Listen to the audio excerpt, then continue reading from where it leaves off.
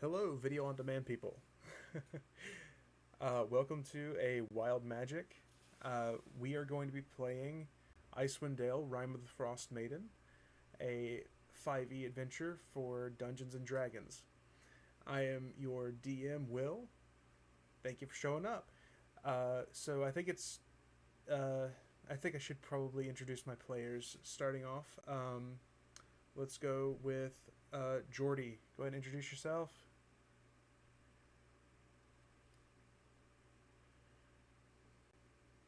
Hi, I'm Jordy. I'm going to be playing Astra, who is an Asimar bard today. And I'm excited to see how this goes because Icewind Dale is a very fun campaign. Yep, it's one that I've tried to get off the ground at least twice so far. So hopefully this will get us going. All right, Taylor, what about you? Hi, I'm Taylor. I'm going to be playing Finwae, who is a high elf rogue. And I'm super excited, mainly because I haven't played another rogue since my first one, and they're actually my favorite to play. So I'm excited to see where this goes. All right, Davey. Alright, I'm Davey. I play Saros, who is a gold dragonborn druid. We both, like, me and my character both use he, him. And I'm just excited to play because I'm still new at this. All right, yep, and Justin. I'm Justin. I will be playing Echo, a Warforged fighter. I am still learning a lot, so no hate. I'm scared, but also excited. Yes, this party is primarily newer players. I've been playing for around a decade now of 5e. We're using the new updated rules for 2024, so it's going to be a bit of a learning curve for everybody, depending on what was changed. Uh, let's go around real quick and get everyone's pronouns so that we can go ahead and get that started. So he, him. I'm Will. Yeah. Taylor, I'm she, her. Jordy, Also, she, her. Davey, I'm he, him. and Justin. I am also he, him. All right. And with that, are y'all ready to play Icewind Dale, Rime of the Frostmaiden? Ready when you are. Let's go. Ready All to right. go? So we start our adventure in the Icewind Dale, which is the far north of the Sword Coast, kind of where all of the uh, 5e setting adventures take place. It is kind of sectioned off from the rest of the Sword Coast with this huge mountain range called the Spine of the World.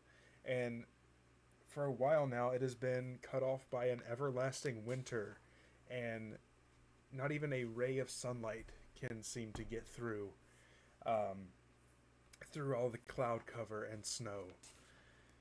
And as you can see here, we're going to start off in the 10 towns. These are the main settlements of the Icewind Dale, some of the only settled land in this area. And each of the 10 towns, in their own way, because of this everlasting cold, are isolated. And because of that, it has made not only the weather very bitter and hard to tolerate, or bitter and intolerant, but also many of the people within the 10 towns themselves. And I'm going to read a little bit from the book here. The warmth of the sun has not been seen in the 10 towns in over 2 years. In fact, the sun no longer even appears above the mountains when what should be the height of the summer. The tundra stays a frozen wasteland. Darkness, bitter cold, reign as king and queen. Most Dale residents blame Oriel, the Frostmaiden, the god of winter's wrath. The shimmering aurora that weaves across the sky each night is said to be heard doing a potent spell that keeps the sun at bay. Dale folk live in the scattered settlements, the 10 towns, and it's left everyone feeling isolated, although each town has resolved to appease the Frost Maiden with sacrifices of one kind or another. For adventurers such as yourselves, the 10 Towns is a place to test one's mettle and, in the spirit of heroes who came before, leave one's mark on this frigid, blighted land. We are going to be starting in the town of Bryn Shander. Oh, I forgot we are running this on D&D Beyond. Can everybody see the map if you go to whenever you hit play game? I have it pulled up. Okay, cool. Yeah, I have it. It's up. I'm good. All right, sweet. Yep. So this is Bryn Shander. It is the largest city in the 10 Towns, or largest town in the 10 Towns.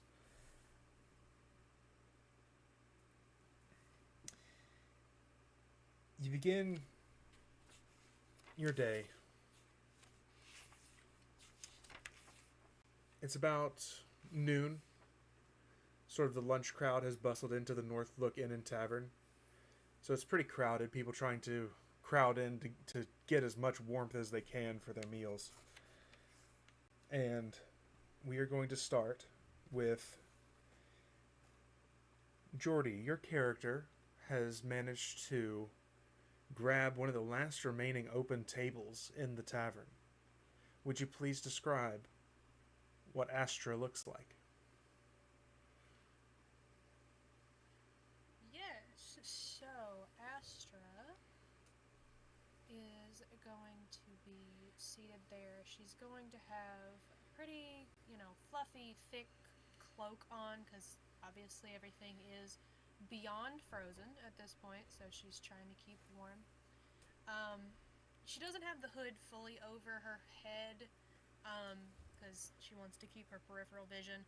She's kind of got it like halfway up her head to kind of shield what she can, her ears from the cold, and never took it down when she sat down. She's got kind of shoulder-length black hair. There's some streaks of white through it. And in the front and kind of underneath, where it almost looks completely unpigmented. She's probably on the taller side, 5'9", 5'10", slender. She's got bangs across her head, and if you look close enough, you might swear that there's more eyes on her forehead, but it's hard to tell. There's some bulk underneath the back of her cloak, almost like there's something underneath it, kind of just laying across her back, but it's hard to tell what it is. Like I said, she's bundled up from the cold, so with her cloak, she's kind of got a big, thick jacket on, some fur, kind of just layered up with some boots and things, just to fight off the cold and keep everything away. Other than that, she looks like any other normal traveler coming through a tavern. Pretty, blink and you'll miss her. All right. Very nice. And one of the wait staff, there's a few people running around. She runs over, lays an ale in front of you, and then makes her way to another table. And about this time, another figure enters the tavern. And Davey, your character, notices that there's only a few empty seats left. If you would like to describe your character. So Saros is about a 6-foot dragonborn. He's golden color. He looks to be in about his 60s. maybe like mid 60s.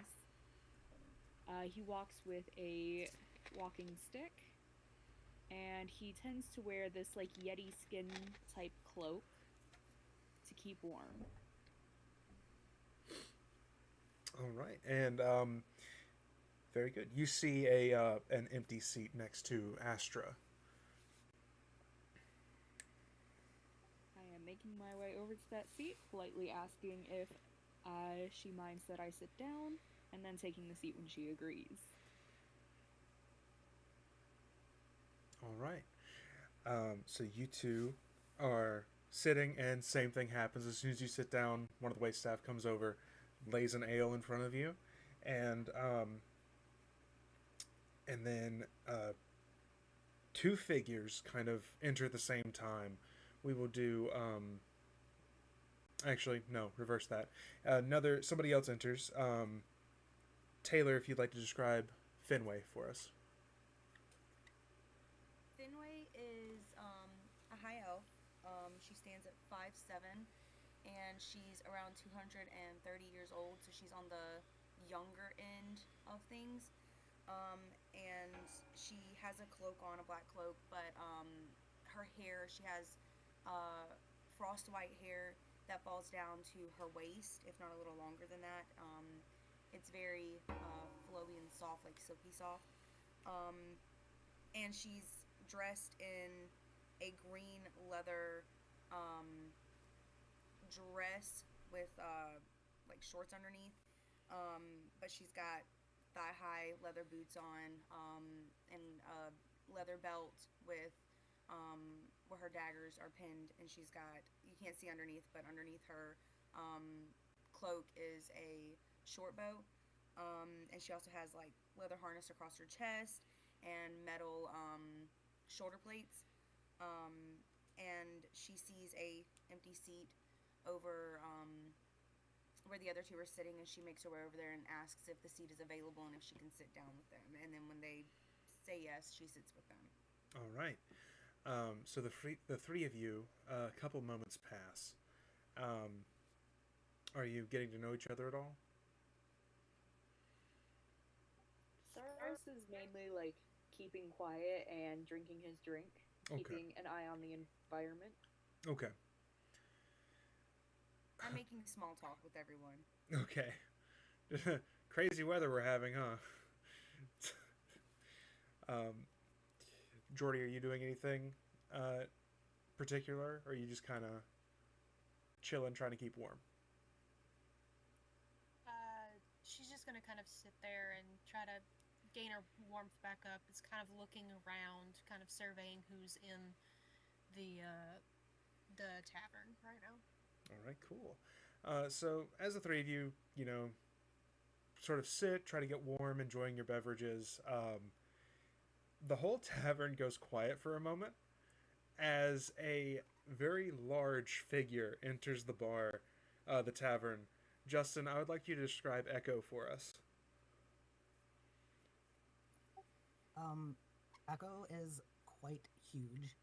He stands at 6'5", and he weighs about 300 pounds.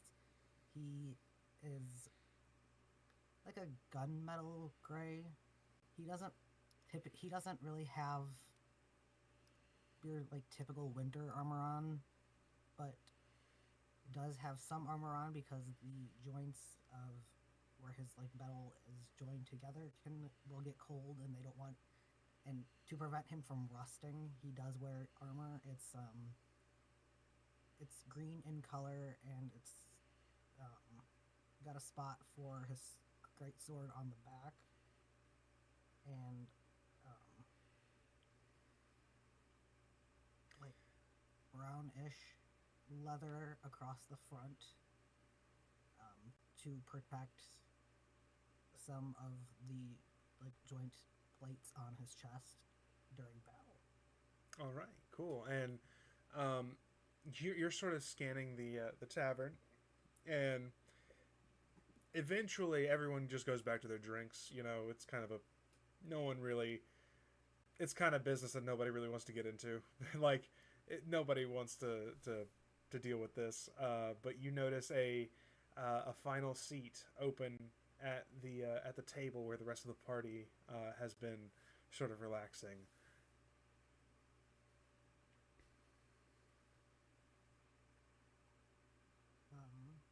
He kind of stumbles over. He's not the most graceful of people, considering his size. All right. And he kind of just sits down. He doesn't really ask. And then he kind of just starts. He's surveying the area, just kind of taking in all of the potential threats before turning to everyone else at the table and finally starting to talk. But he's not talking about like small talk. He's talking about all of the threats that he's assessed. What's everybody else's reaction to this? Saros is watching him very closely and just kind of like observing, like, what is he saying? It's so none of you have ever seen a person like this. Like, is this a person? Is it a construct? You can't really tell. Like, but it has sentience, and he is sitting with you. And as you're all kind of taking in this this sight before you, I'd like you all to make me a perception check, please. First roll of the campaign. Passive perception, DM? No, just a perception check.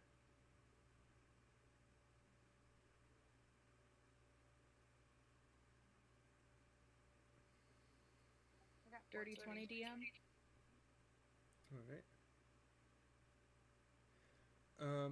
So just about everybody. I unfortunately got a nat 1 that turned into a 4, I believe. I imagine your character's probably got her nose in a book or something. Probably just kind of, reading. She's probably writing in a journal specifically. Oh, there you go. Okay, cool. All of you, some of you notice that there's a mounted above the mantelpiece of the tavern. There is a large knucklehead trout, which is sort of the native go-to fish that you can catch in Icewind Dale. It is a mounted and stuffed knucklehead trout with the name Old Bitey underneath it on a plaque.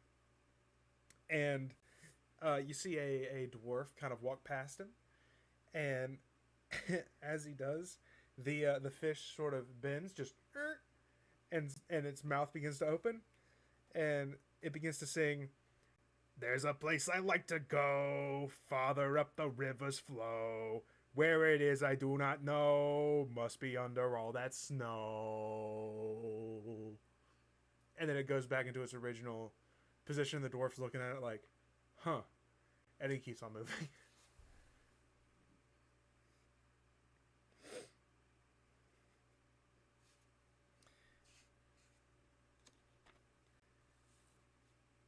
I'm just gonna kind of side-eye said mounted fish because she can't fathom that someone would even make that, and is kind of just baffled at what earthbound humans tend to make. Yeah. If you would... Saros is absolutely trying to hide that he is laughing. Finwae's wondering if they'll notice if she takes it, because it's cool.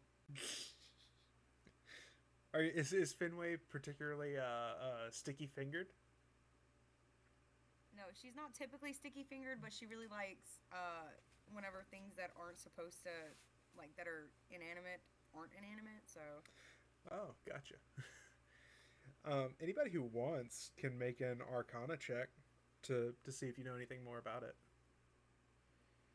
Ooh, I want to do it. Give me a sec. All right. I'll do it. Give me just a second. I got a 14. All right.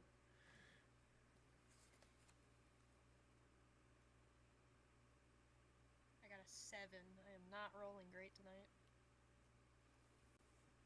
got another dirty 20. All right. I got a 12. So I'm gonna say that because you look at it,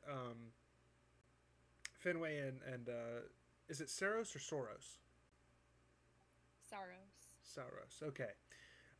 You two kind of get the idea that it's probably just someone did some kind of enchantment on it at some point. I mean, the fish itself doesn't seem.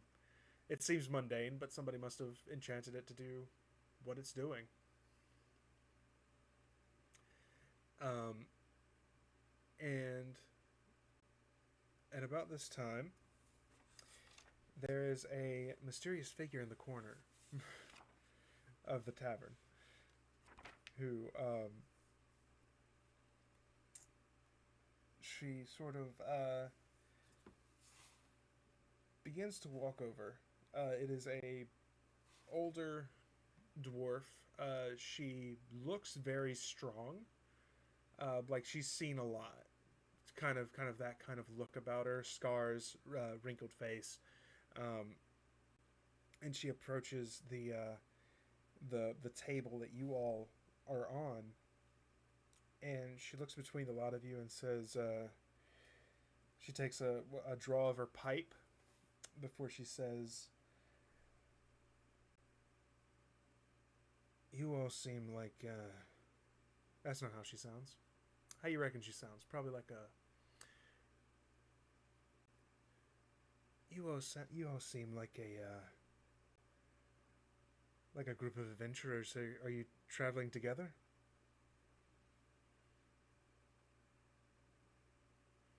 No, I think we're all traveling alone. Are you looking for work? Possibly. Depends on the work. Well, I'm going to assume you've heard of the murders that have been happening recently.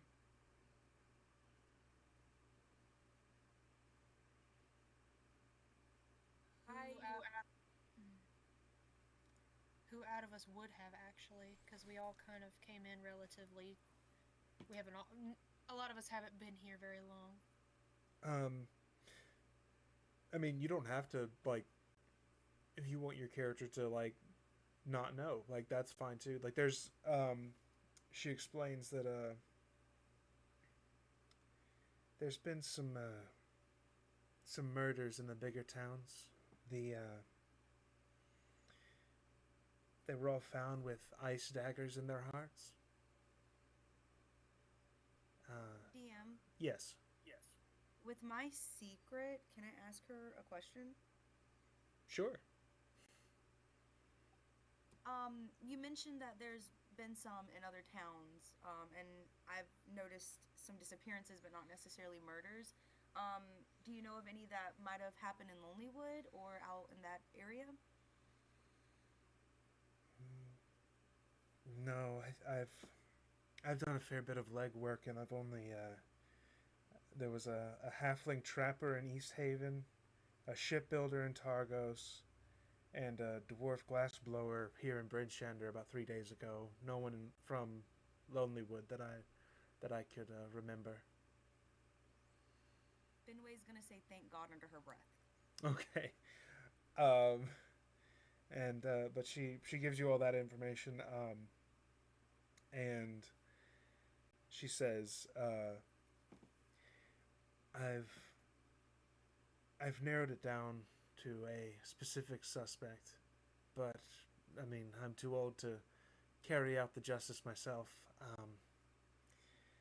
I believe the killer is a man named Cephik Caltro. He Damn, can you? I'm sorry to interrupt. Can you repeat the race and occupation of the killed victim? Yes. It was a halfling trapper in East Haven.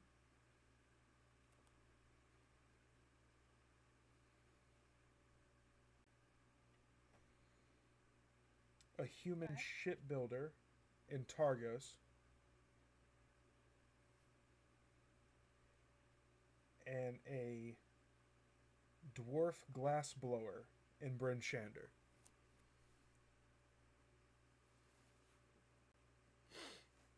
Those have been the victims.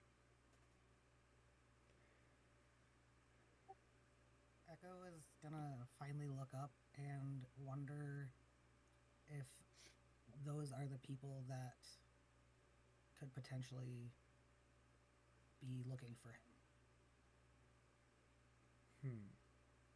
All right. And then can you spell the name of the suspect for me, please? Yes. SEP Mm-hmm. HEK Okay. KAL Mhm. TRO. Thank you. She continues and says that I've narrowed the suspect down to he's kind of a bodyguard for a traveling merchant company called Torgs. It's owned and operated by another dwarf. Her name is Torga Icewind.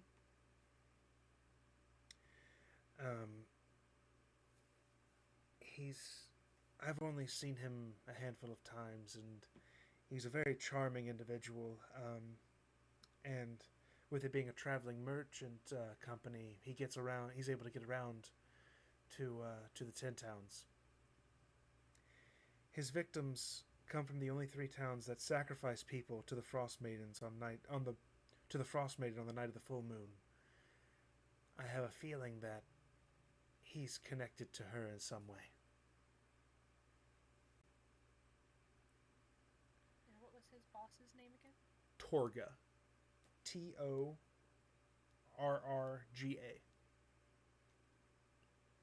Does she have a last name? Icevein. Ice. Spelled as it sounds, I assume. Yes. Okay. I was able to follow Torgs for about a 10-day as it moved from town to town. I live here in Bryn Shander, but as soon as I got here and got kind of all the evidence that I needed, I figured I could hire some adventurers to take care of him for me. And if you lot want the job, I'm willing to give you 100 gold to apprehend him, to figure out if he's guilty, and deal with him. Don't get the authorities involved.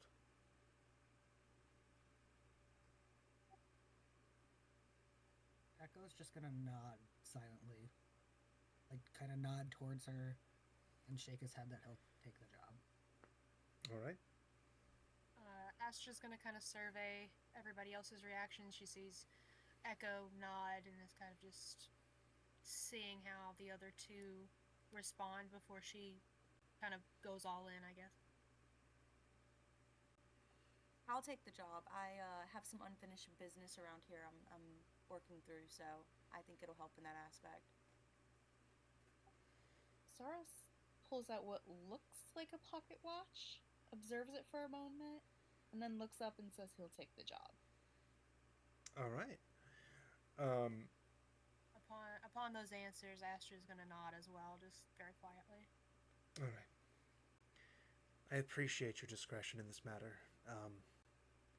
There's a lot of people around here that are hard believers in what the Frostmaiden is doing. They believe that this is some sort of divine test, but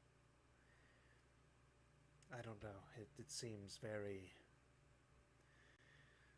I don't believe that people should walk the streets and worry about getting stabbed by some sort of ice blade.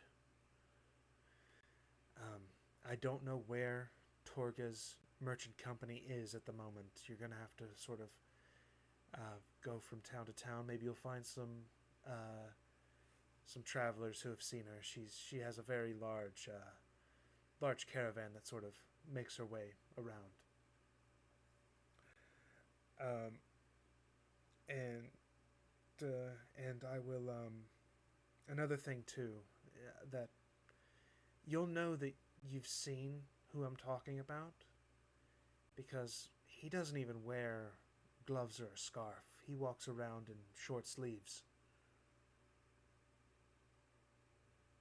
So, you'll know who I'm talking about.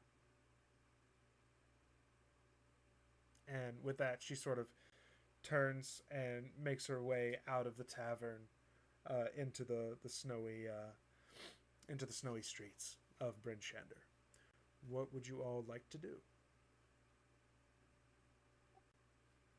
Echo's gonna kind of just turn around and finally actually meet the eyes of the people that he just agreed to take care of this problem with. All right. Saros holds his hand out towards everyone as like a handshake to introduce himself. Astra's gonna take it and shake his hand. Echo's gonna take it too, but he takes it a little too firmly on accident. Saros may be rubbing his hand and massaging it out after shaking hands with Echo. I notice this interaction and I just smile instead, so that way I don't hurt Saros. I like the idea. Just this old man. Just get firm grip you have there. It's like. Astra's gonna take one look at this gigantic robot that this big hunk of metal basically to her because she doesn't know any better. And is gonna look at him and go, "So, big guy, you got a name?" My name is Echo. That's kind of all he says. He doesn't have social skills really yet. He's still kind of working on learning to interact with others. And so when he looks at you, he just nods and said his name is Echo. She's gonna kind of she's just looking at him expectantly, and then when she realizes that that's all he's gonna say, she goes, "Okay, Dragonborn, your name." My name is Saros Deacon, and I actually have one more question for Echo. Okay. Young man, when you sat down, you kept talking about threat levels of everyone. What was that all about? It's just something I do. I have a past.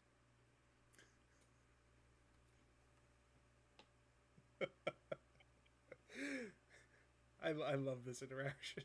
That's all he says. It's just that's it. Astra's just gonna kind of continue this look on her face of, "Okay, well, guess that's all we're getting." Kind of, she's not necessarily side-eyeing him, but she is very confused and just doesn't know what to do with him. Saros just kind of nods and holds his drink out as a, you know what? We all have a past. Let us drink to that for a second.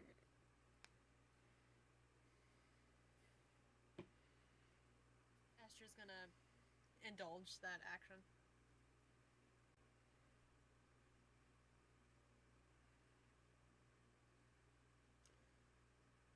All right. So you all have properly met one another. I don't think we have. I think we're missing one, and I never said my name. I'm gonna turn to your Astra, right? Yes, Astra. Okay. I'm gonna turn to Astra and stick my hand out, very friendly, and say, "I'm Finwae," and ask for your name.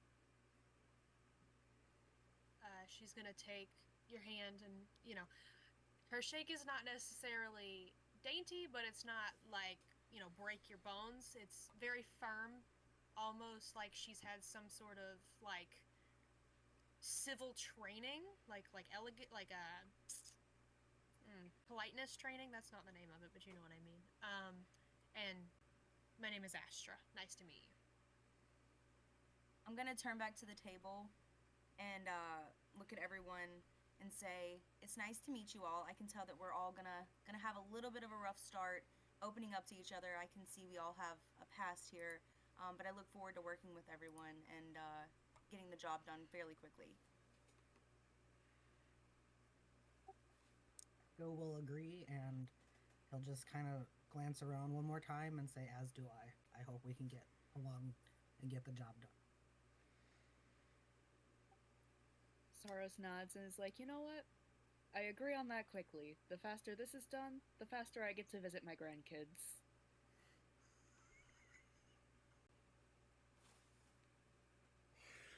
I love this character. I like all of them. Yeah, you're a full-fledged grandpa, and I love it. All right. So I'm going to switch to where it's the big map of the 10 towns. That way y'all can see kind of what your options are in terms of where to go. There we go. Everybody see that good?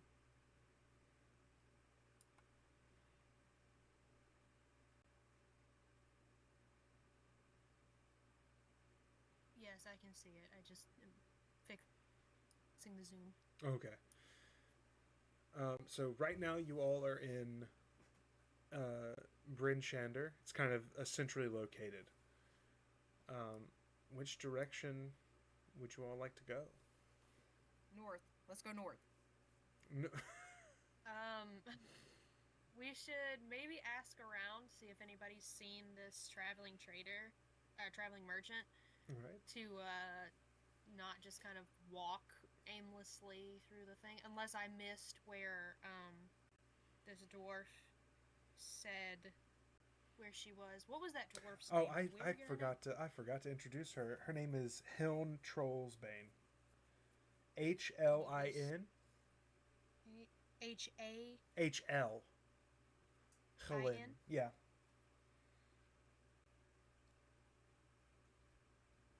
Trollbane. H-L-I-N. Yep. That's the first name? Yep. And then Trollbane? Yep. T-R-O-L-L...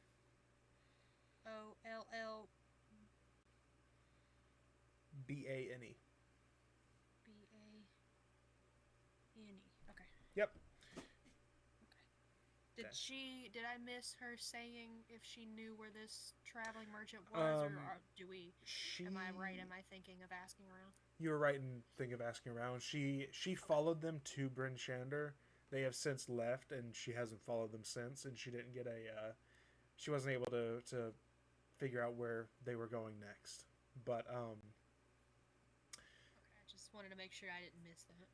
she did say that they'd already been.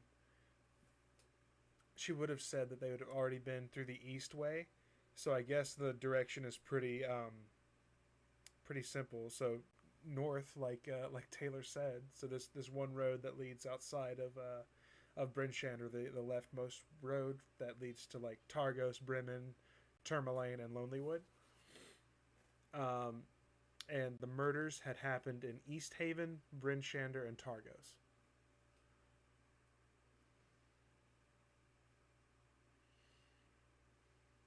I do want to ask again, because given that she presumably has already been to Targos, considering the whole body being there, and if this guy is doing it, then he may not want to go back yet, and I just don't want us to go to Targos and have to go to Tourmaline and like almost waste a day in Targos if we don't have to. Yeah. From the map, let me make sure. I'm pretty sure you're thinking about going to Tourmaline. I want to ask around to make sure they're not going to Tourmaline and skipping Targos. Oh, I see. So we don't go to Targos and then have to keep... I see. I misunderstood. So yeah, I will go to... give me... you notice some, like... There's a few dwarves. It's mostly working dwarves and humans are all that's really in this tavern. Go ahead and give me a perception to see if you can kind of spot anybody who's been doing traveling. We'll say that. Maybe they would have run into them. So give me a perception. And anybody who would like to may help you and give you advantage. If no one's gonna give me advantage, it was a 6. I can give it to you. Okay, so I'm gonna roll it. I got Roll again. 16, 17. Hold on. Would you like me to roll again with Taylor's advantage, Dan? Yes. Let's see. That was perception, correct? Yes.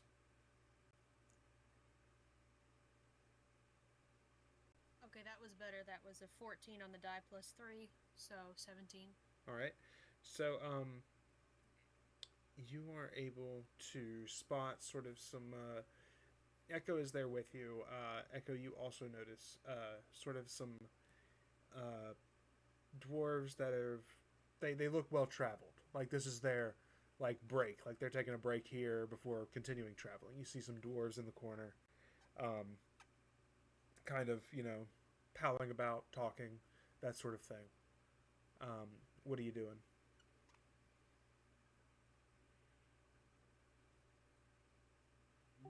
Echo will walk over and he'll kneel down because he's so tall. That, and just ask if they have seen this traveler and if they know what direction they could potentially be heading, or see if they are going to Targos, so they don't have to waste their time if they're not going. All right. So, Astra, what are you doing as well? She's gonna kind of quickly, like, scoot out of her chair and kind of, not run, but kind of, you know, speed walk over to catch up with him, because obviously he's got pretty long strides even for her. Just to kind of ease, because he's a big boy and he's pretty imposing, so she doesn't want these dwarves to be like, you know, thinking this is their deathbed. So. Yeah, Echo, you stroll up and the dwarves are sort of talking to one another, and they look over there. Oh! What are you? A robot, what are you? I'm a dwarf. I've never seen someone like you before. And then about this point is where, Astra, you kind of insert yourself in. Echo, you get these questions off, and it's very, like, clinical. And they're just like, wait, what? And then, Astra, you're sort of able to scooch in there. So I'm going to, whichever one, whoever has the highest charisma is the way that I would do this. You may roll with advantage, since it's two of you trying to accomplish the same thing, with a persuasion check. So I have no charisma. Mine is a plus 4. So. Mine's a -1. Okay, so I need to be the one to talk to these guys now. So I'm gonna go ahead and it's just a regular charisma. A persuasion check, and you can do it at advantage because Echo is also there, like trying to get that information out. Okay, so do you want me to roll the die twice on D&D Beyond? Take the highest. Yep. Okay. I can also see the result on my screen. Oh, well, the first one was a nat 20, so I don't think I'm gonna get better than that. Nice. Okay. It was a 26 after my Okay. my additives. What is the gist that you're saying? So Echo comes in, sort of like, have you seen Torgs? If so, what direction have they been in?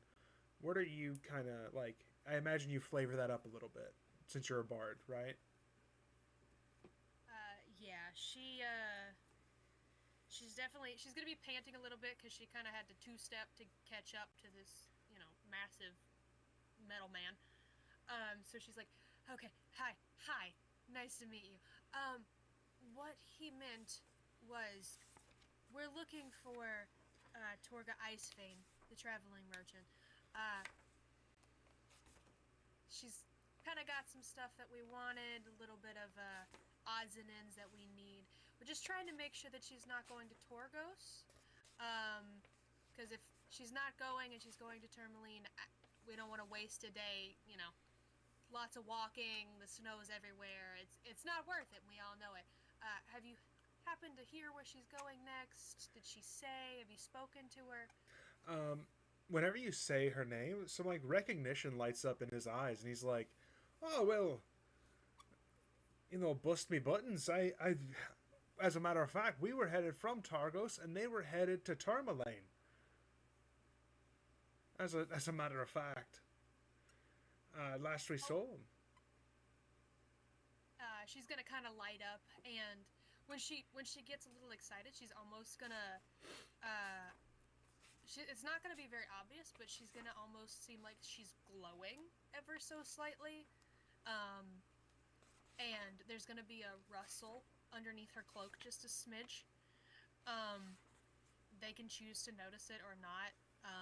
Same thing with Echo. He can choose to notice it or not. But she's gonna be like, "Oh, perfect! That saves us, a whole day of traveling. Don't have to stop and, truck around Targos for a whole day. So that helps us a lot." Did she say how long she was gonna be there? How long ago did you last see her? Oh, it was gosh, it's probably a day ago. So they're probably still there or on the way there still. Usually, I know Torgs very well. We get our snowshoes and things there whenever they break. As we're, traveling miners.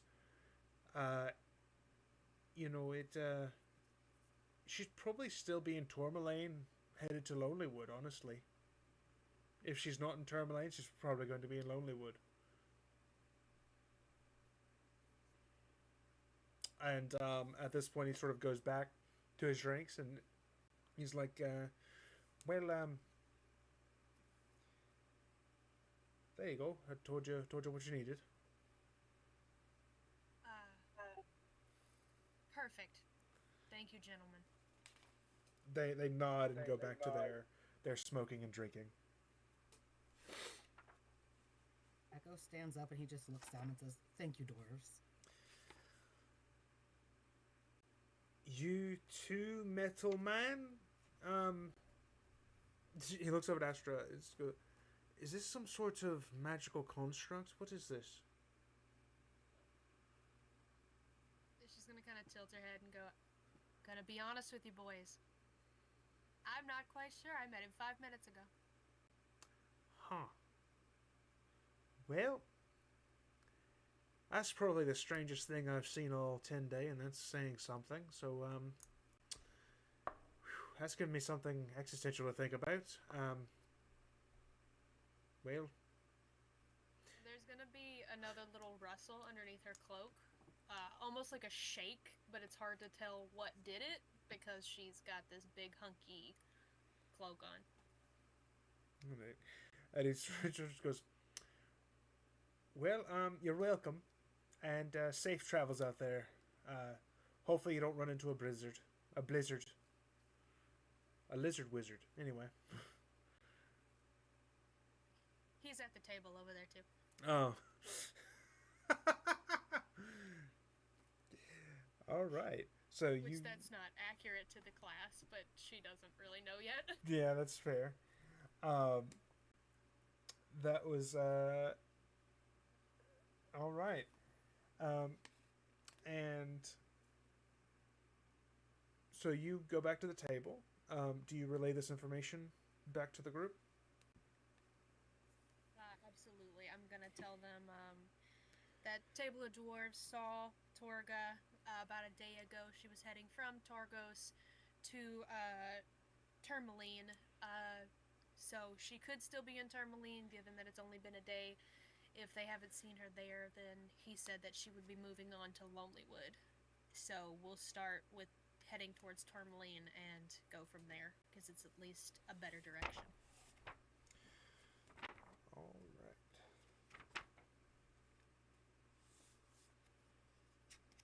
Give me just a second, guys. I'm gonna look up the distance, like how long it's gonna take you to get there.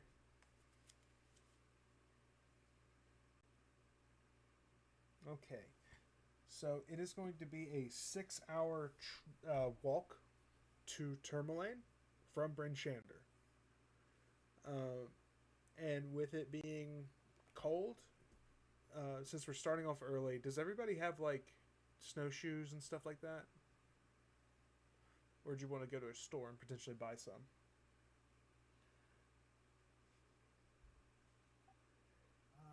I have the winter gear. And because Echo's heavy, I'm not sure it would matter.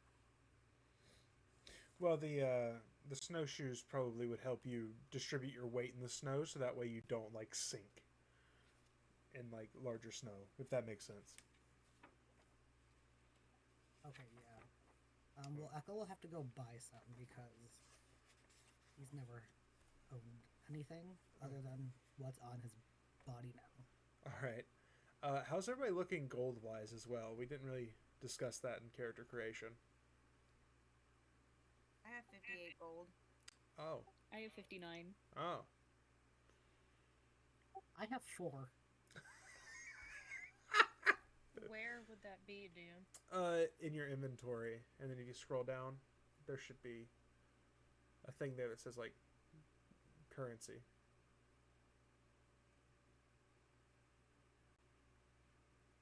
Oh, I have 48, and I also would need to get some stuff because unless I missed something in character creation, I do not have any snowshoes or anything of that nature. Okay. Mine says that I have cold weather adventuring gear, and it says for utility, exploration, and outerwear. So I don't know if like that would be included in that. I think or... that is so where it says cold weather gear. I think that is just like your clothing, like your winter clothing. I also have it. It says clothing, comma, cold weather gear, adventuring gear. Currently. Gotcha. If you click on it, it says it consists of a heavy fur coat or cloak over layers of wool clothing, as well as a fur-lined hat or hood, goggles, and fur-lined leather boots and gloves. Yeah, so there you go. So you will need snowshoes and potentially crampons. What is that? A crampon? They are they're where you use to walk on ice, essentially, to make sure you don't slip. They're like little cleats, metal cleats that you can strap to your boots. Fancy. There is a general goods store in Bryn Shander. Let me check here. You all would know where it is, I imagine, just because of how long each of you have been there. Have I just skipped everything? Probably. Give me a second. Roleplay amongst yourselves. Saros is like grabbing sticks as they walk by, just collecting them, hiding them in his cloak. Echo can feel everyone staring up at him as he's walking.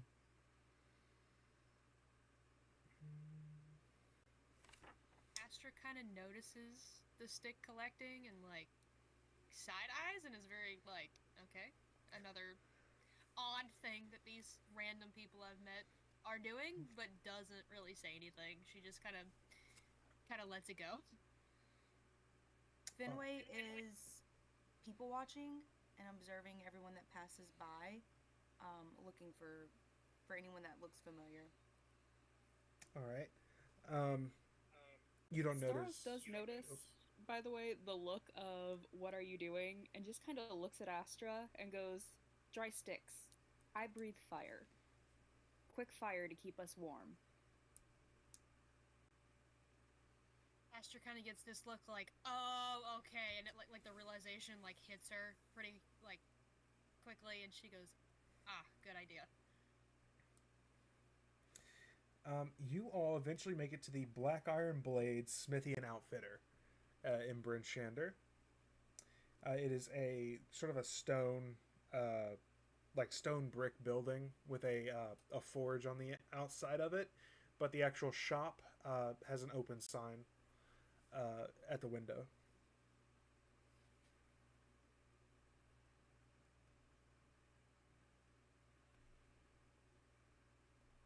Someone other than Echo should lead us in, because I don't know that he's the best first impression. I'll lead us in. All right. So as you enter, you see a male dwarf. He's sort of stocking the racks without the metal. Like there are swords, shields, axes, and there's also like um, climbing gear, pickaxes, tools, those sort of things. Um, and then at the actual counter is uh, a female dwarf, and they look very similar, like they're related. And as you enter, the female dwarf sort of perks her head up and gives you all a wave, and says, "Welcome to Black Iron Blades. Please let us know if you need anything." Actually, could you point us in the direction of your snow boots or snowshoes? Yes. She comes behind the desk, from behind the desk, and walks over to one of the shelves, and she goes. She points out, "How many pairs do you need?" Oh, for my own clarification, what is the difference between a snow boot and the crampon? Do we need both? Do we need one? So snowshoes, mechanically, let me look. They do different things mechanically. The shoes kind of go over the snow, while as the spikes dig into the ice so you don't fall. So one is for snowfall, one is for walking on ice. There you go. Okay, so it's safe to assume we should probably get both. I'm gonna look at Echo and ask if he also needs some. He's gonna nod, but because of him being so off-putting and where he came from, he doesn't have much gold. But he nods silently and offers what he can. I'll help cover Echo with whatever overhang you need. I'm gonna turn back to the sales lady and tell her that we need 4, and then also say that we need the crampons as well. Here we go. Astra is also going to throw in that they need some rope, like a strong, sturdy, considerable amount of rope. Okay, cool. Give me a second. I'm trying to make sure that I'm reading everything correctly, because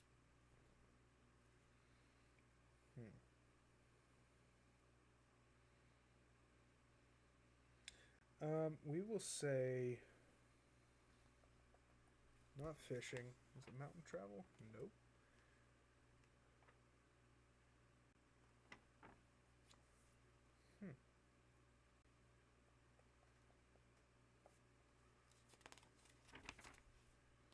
Sorry, y'all. I'm just not finding where it has the cost of this stuff at. It might be...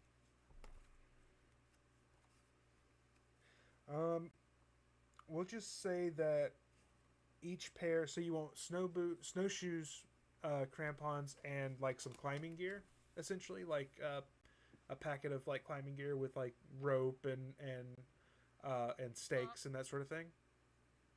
Honestly, she just wants the rope.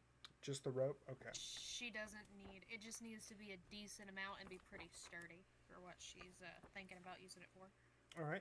She gathers all of the items and she goes, "Is this all going to be together?"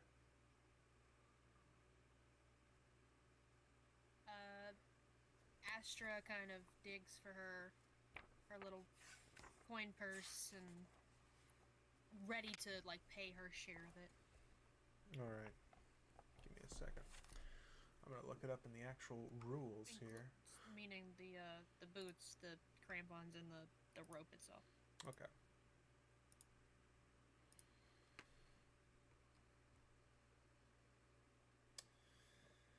Equipment, adventuring gear. All right, so the rope is going to cost rope is going to cost 1 gold piece. And then, so we will just say, for the rope and the 2 pairs, we will say 4 gold. Okay, she's gonna hand over the 4 gold to the merchant. All right. And it will be... And then for everybody else to get the shoes, it's going to be 3 gold per for both the pairs. I'll hand her 6 gold for mine and Echo's. Okay. I'll hand over my 3 gold. All right. Echo will try Actually- to hand his 3 gold over to Finwae as a thank you. I'm gonna reluctantly take it, but get you back at another point. And Saros is going to look for a little tiny knickknack as well. A little trinket, like a little thing. Give me a perception check.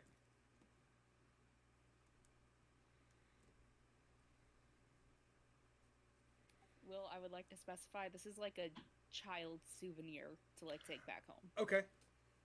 Gotcha. You said perception, right? Yep. We need to add these items to our equipment, right? Yes. Add these to your equipment. Okay, with a 15, you see kind of like a small, like carving. It's carved out of bone. It's like in the shape of like a bear. It's like a little figurine. Perfect. All right. That's going to be like a silver piece.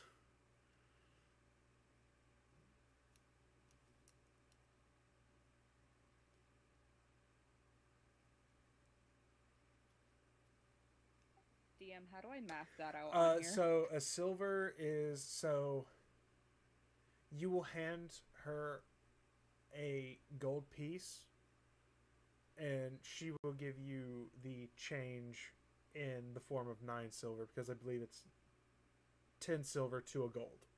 So is how that's going to work. Okay, thank you. Yep, no problem.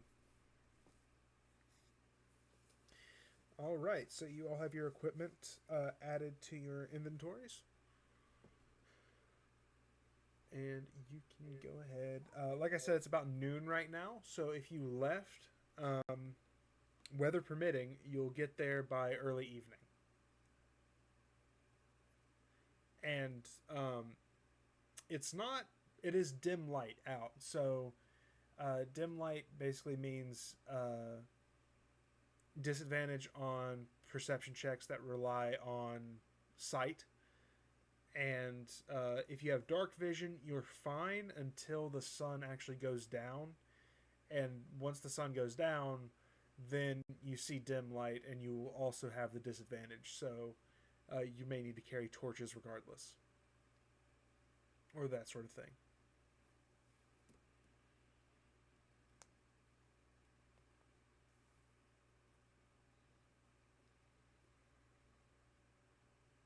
Well, I got plenty of sticks. Yeah, you should have some torches in your equipment as well. If you don't, you can add some. I do. Okay. Good. DM, would we have kind of like a general knowledge on what it's like to walk between towns? Just how the environment is? Yeah, on those it pathways? is. It is cold, and a blizzard could come up. Like it is dangerous, and there's things that can happen on the way out, that sort of thing.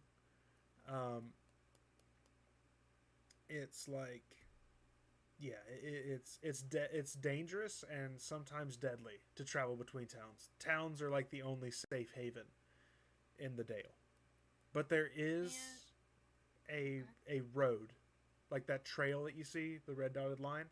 That is like a road, but it's not like actively being shoveled or taken care of. It's just a path that people take. Can Astra, once they're outside, kind of survey would she be able to see if there's any clouds in the sky or anything to maybe predict if there's a possible blizzard? You would have to give me a nature check. DC's probably going to be pretty high as well, just so you know. Okay. You said a nature check? Yeah. I'm not great at that, but... I have a +3. I have a +6 for nature. Can I have advantage off that +6 from Davey? Sure, if you'd like it. I'll allow Do it. you want Davey to roll or me? To We'll have Davey roll this one.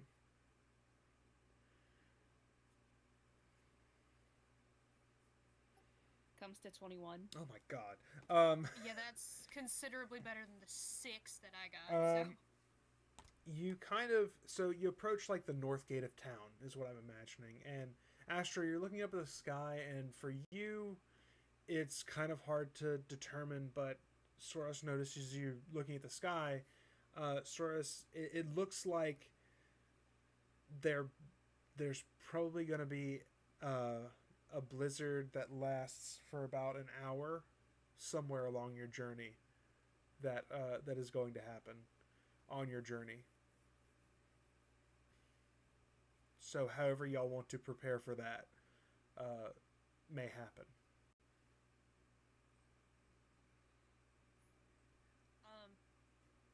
Do you relay that to Astra, I assume? Yes, that is related to Astra and the whole group. Okay, Astra's gonna pull that rope out that she bought, and she's gonna start feeding one end of it to each member of the party. And she's gonna explain, okay, since there's a possible blizzard, and just so if something happens, we don't get too pulled apart, because being alone out here is a death sentence. Feed this through a belt loop or somewhere and tie it off so we're almost like a big train.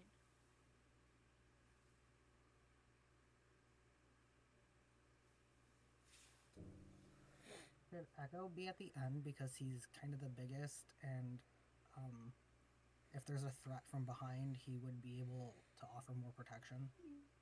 Yeah. I would say either the very back or the very front, so he can set the pace from the front, because he's gonna be a little bit slower than the rest of us because he's a big boy. He may be slow, but his strides are considerably bigger, which means he might end up dragging you. Good point. You're gonna be the caboose. All right, that's a good idea. Go ahead and give yourself a point of inspiration for that. That's a pretty cool idea. Heck yeah. So that's an advantage on any d20 check that you make. So attack. How do I do that on It should be like a little thing next to your initiative. It says inspiration or heroic inspiration or something like that. That's what it should be. I'm not sure. Check up by your hit points.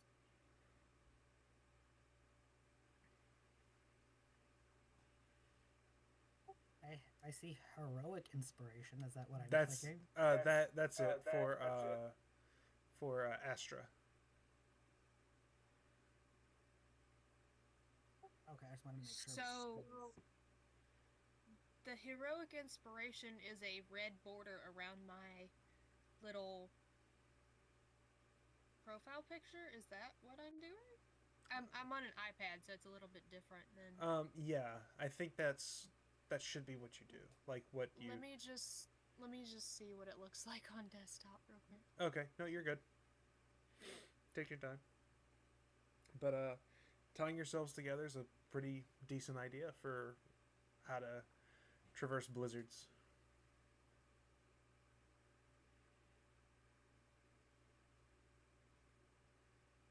I'm going to assume that I clicked that correctly.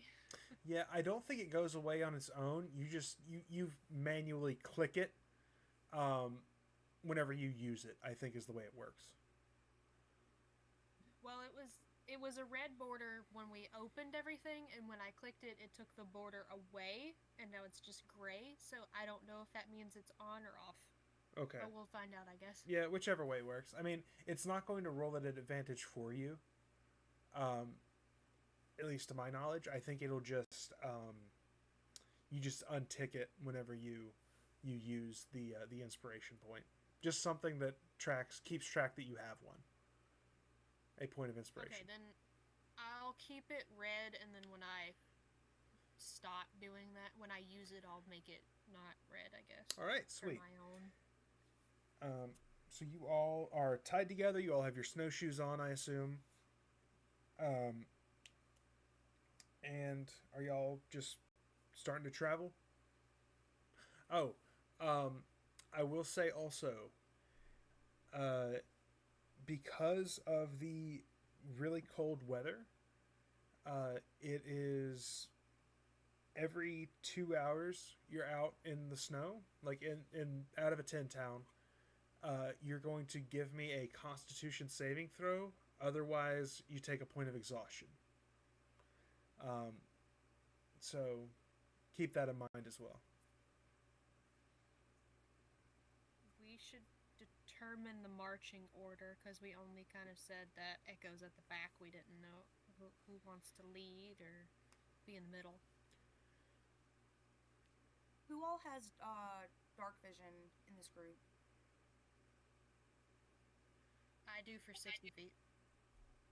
I do too. I also do for 60 feet, plus I have, like, torches and all of that.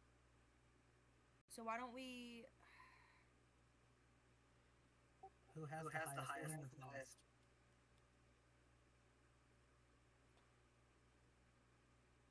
I wasn't able to understand that. Can you repeat that? Who has the highest armor class? Mine's 15. 14. 16. I feel like Saros should be in the front then, with the highest armor. Yeah, it sounds like Grandpa Dragonborn is in the front. Also, decent pacing, because he's probably going to go a little bit slower than the rest of us, given that he's older. Older with his walking stick and... Yeah, right. All right. So the marching order is Saros in the front. Who is second? I'll be second. That's fine. All right.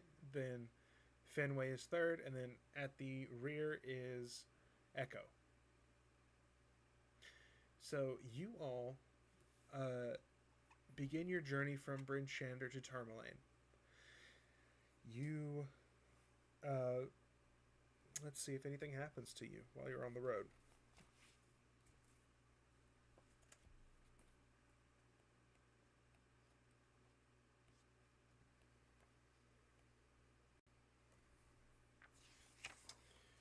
Let's see.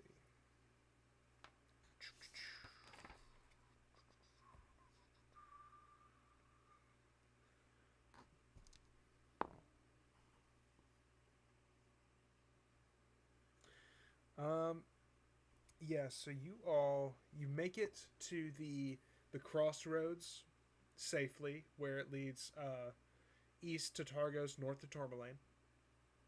You all make it there safely, and then you continue your journey along the road that is going around Mare Dualden.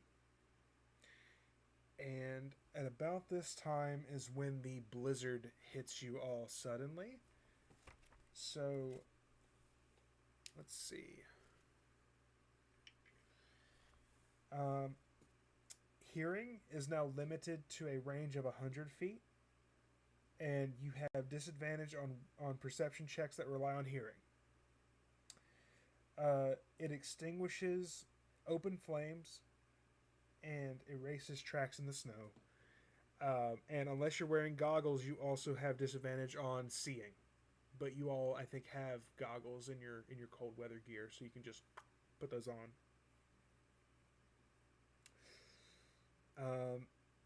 And let's see. you have to designate one party member as the navigator, and it will be your job to try and successfully stay on course through the blizzard.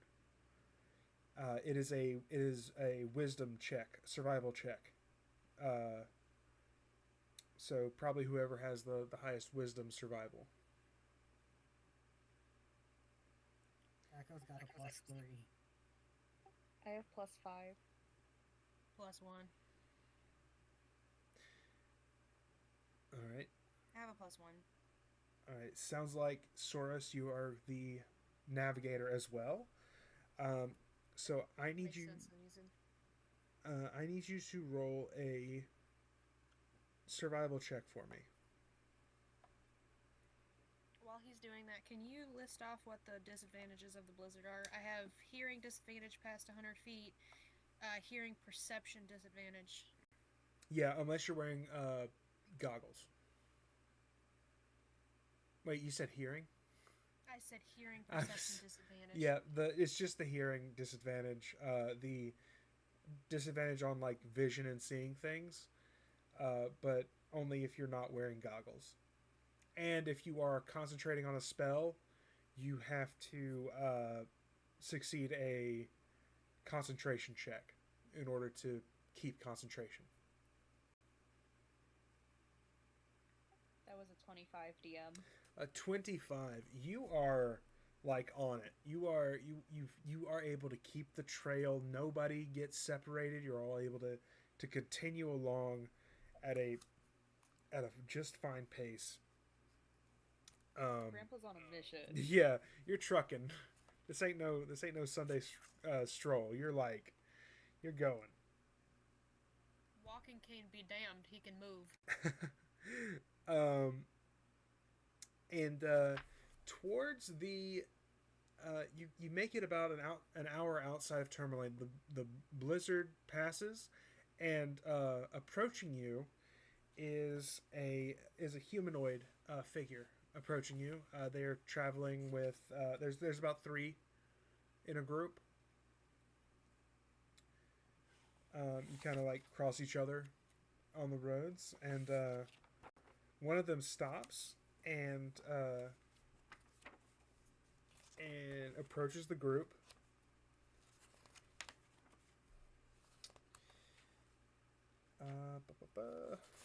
Give me a second.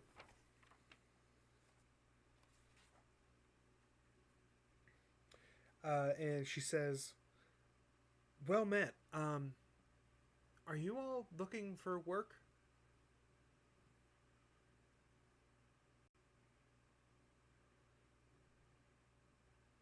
We already have work, but potentially.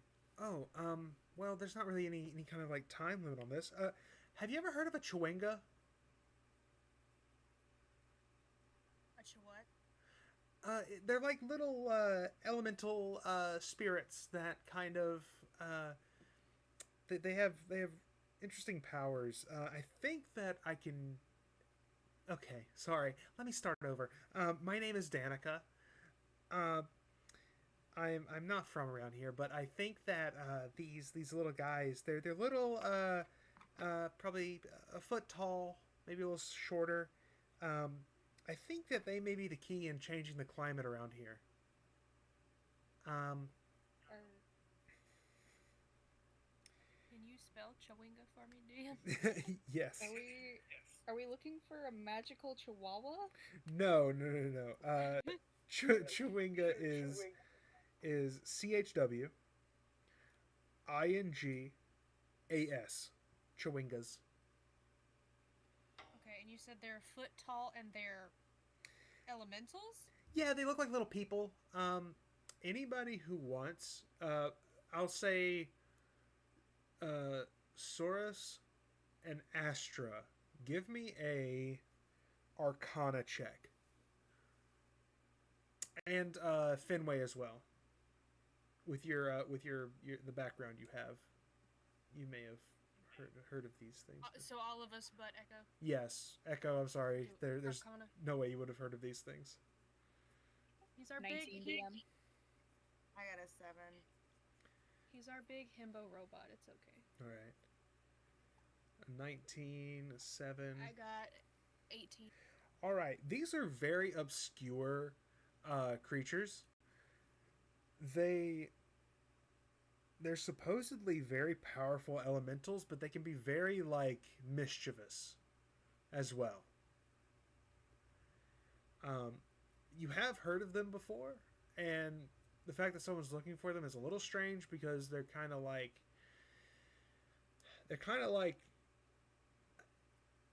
if something goes missing from your house, you're like, oh well, the Chewingo's got it again, but you don't really believe it, that sort of thing, if that makes sense. Um, but Danica, she looks at you all as the recognition sort of graces your faces and says, I'd be willing if you found one and brought it to me. I'd be willing to give you 25 gold.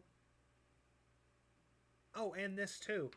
She reaches into her like backpack. She pulls it off of her back, and she pulls out a lantern, and she says, "I've been looking all over Tourmaline for them. They're not there, but you can find me in Brinchander." She hands the lantern to Astra, and she says, "This lantern will glow blue whenever elementals are nearby."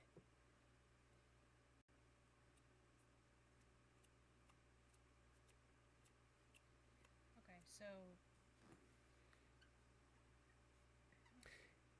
do you have a recommendation on how to catch and store these, or I mean, kind of just grab them or put them in a cage, or? oh no, don't do that. They're very particular, so I've heard. I've never seen one before, but according to the stories, they're kind of like little jokesters, and if you play along, I'm sure they'll just follow you around wherever you go. So we just I mean, if you think you might find some somewhere, as soon as that lantern glows green, you can probably track them down, and if you see some, you'll be able to they'll just be able to follow you if you're nice to them. DM, did you misspeak there because you said glows blue and then said glows green? I did misspeak, yes. Okay, I was looking. I was looking at something else, and it was green, and I was like, "Oh, green." No, it's blue. And this specifically is a magic item. If you want to add it to your inventory, Yes. What is it called? it is a lantern of tracking. If these little, whatever you call them, follow us around, will they be beneficial? Maybe. I hope I can help them. I hope that I can convince them to change the weather.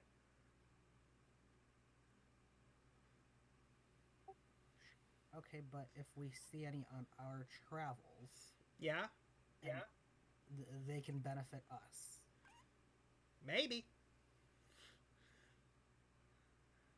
I don't think they'll hurt you. They haven't hurt one that I've heard of. Hurt anyone that I've heard of before.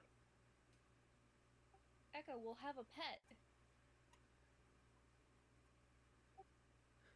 Yes. Perhaps. Perhaps. Astra's a little bit. She's okay with it. She's willing to look for these little things because the chances of them actually finding one may be slim to none. But the thought of this little trickster fae thing, just coming along, she's not super thrilled about it because she doesn't want gear going missing or fate to be tampered with. But she's not really going to voice that quite yet because because they haven't found one. So Right. Finwae doesn't say anything, but she's tightening everything down on her belts in like preparation for this. All right. Saros does like a little, not quite like happy dance, but like shake, where it can be heard that he has that cage on his belt. Hmm. Echo kind of just looks down at his feet and then looks back at everyone and kind of just mumbles about how he hopes he doesn't step on it. Oh no! I don't step on it. So, Saros just kind of does little tippy taps. Is that what I'm hearing? Yes, he does little old man stims. I love him, Your Honor. This is just a traveling old man in his retirement, like, doing side quests to tell his grandchildren about. Peepaw Lizard is my favorite character you've ever done.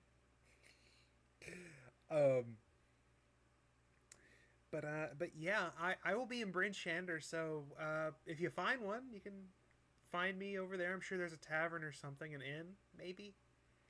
Um, that'll have me.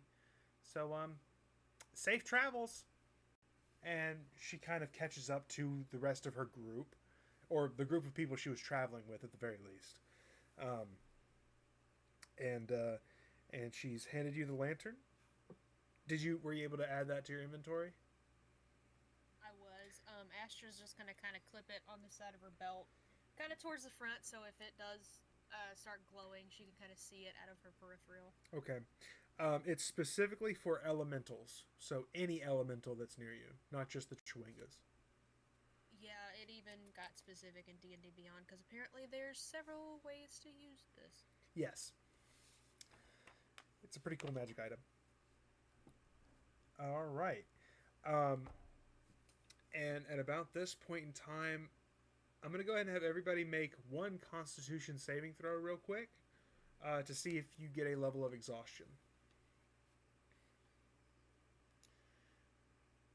Because you've been traveling pretty hardy for 6 hours.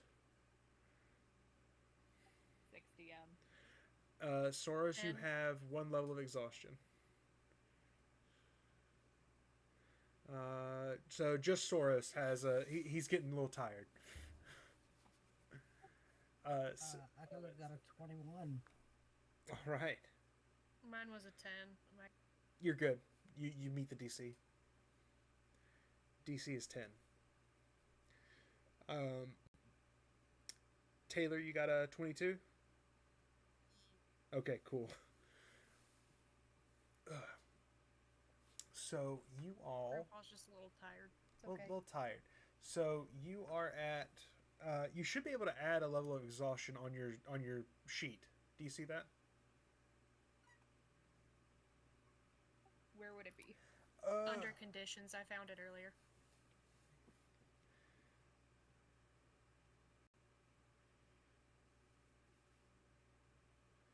And I hope that... If you just click right on conditions, a whole bunch of lists pop up. A list okay, of a bunch of things. Sweet. But... I found it by accident. Without... For inspiration earlier. Without much more delay, you make it to Tourmaline, and as you're entering, you notice the big lake next to it. It's the same lake that Lonelywood and Bremen are on. And Targos, for that matter. And as you enter Tourmaline, you see that there is a caravan on the outside with a bunch of goods that are kind of... it's close to the exit of town, and it's kind of market stalls that have been set up in really quick fashion, and there's a sign that says Torgs on it. And like I said, about this time, it's about we'll say 6 p.m. Probably 7 p.m. Gave you all a little bit to go shopping earlier, so it's probably about 7 p.m. Evening. It is now dark.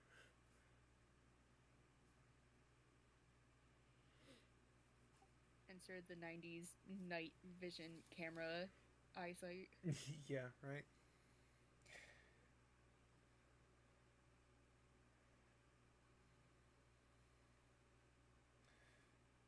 So as you... It's still kind of just observing, because he doesn't want to, like, charge who they're supposed to be looking for.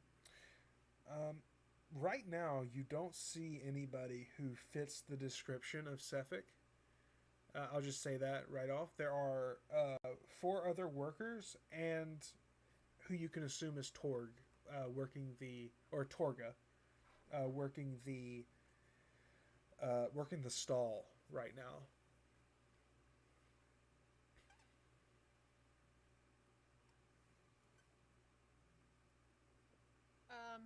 Do we want to approach or do we want to watch for a minute or?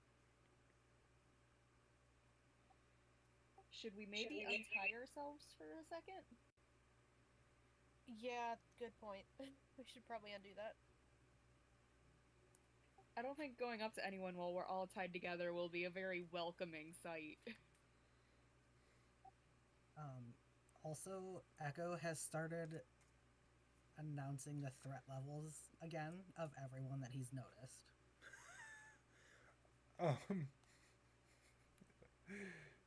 All right.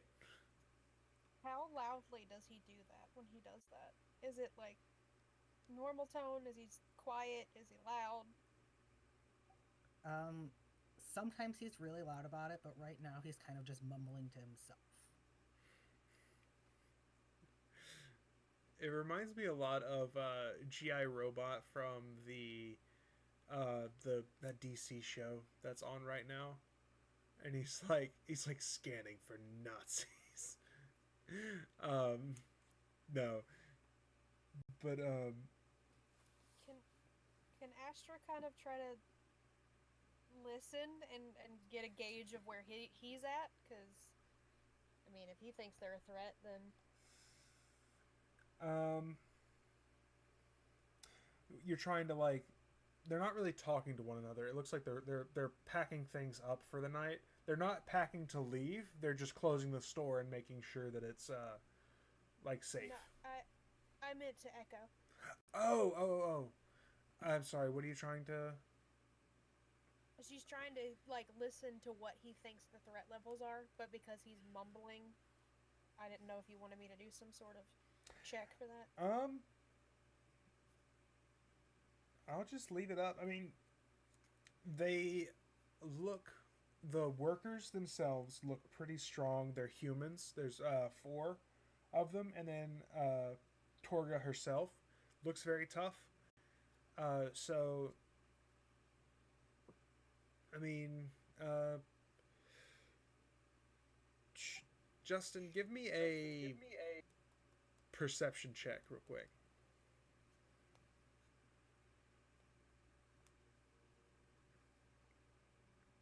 See if I can give you more information on this.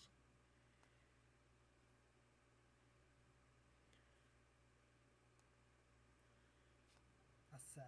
They look tough. And Astra, you hear him say something along those lines. There's not much else that can be discerned right now. Yeah, he's kind of just mumbling about how they look strong. But to him, because they're humans, it's not as much of a threat level as it would be to the others, and because of his size. So his threat levels are probably a little bit different than everybody's by like on a scale of 1 to 10, it's probably like a point or 2 above or below, just because of his own size. Gotcha. Cool. So Astra, Anytime they like get close enough to a person that somebody who might not want to hear that gets close by, just picture like Saros like humming or singing over it so that it's not quite noticed. okay, that's fair. Like you said, it's under your breath.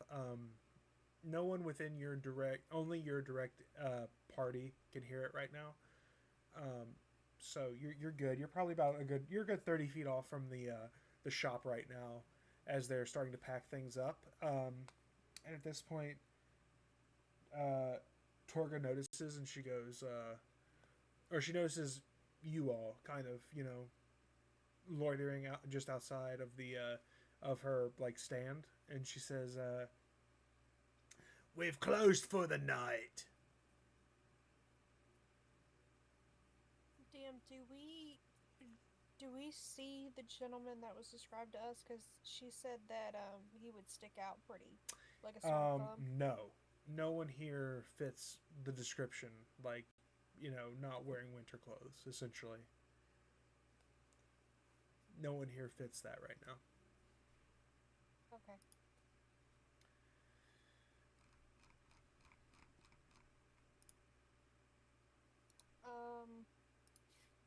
Again, since I'm a bard, I'm a little bit, forward. Astra's gonna approach the cart a little bit. What was her question? I'm sorry. She says, "We're closed for the night. Come back tomorrow." She's gonna ask, what time tomorrow will you be open? When we feel like it, probably, I say 9. She's just gonna kind of nod, but she's gonna take account of the workers, kind of watch what they're doing and where they're going, but kind of nonchalantly. Okay. Are you asking her anything else as you're walking, or are you all just watching? Watching. Okay. I ask where the nearest like inn or like housing is at, just in case we want to rest. She looks at you and she goes, "Does it look like I live here?"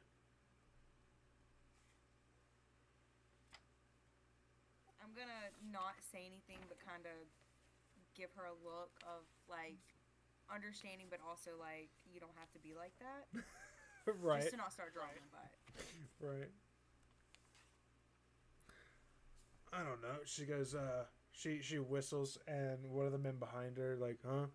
And she goes, "Where's the place we're staying? We got some tourists here." And the guy behind sort of goes, "I told you, Torga. It's, gosh, I can't think of it right now. This is Will looking for the place. The east side, I think, inn is what we're staying. There you go, east side. First one's free, next one's gonna cost you unless you get out of my face."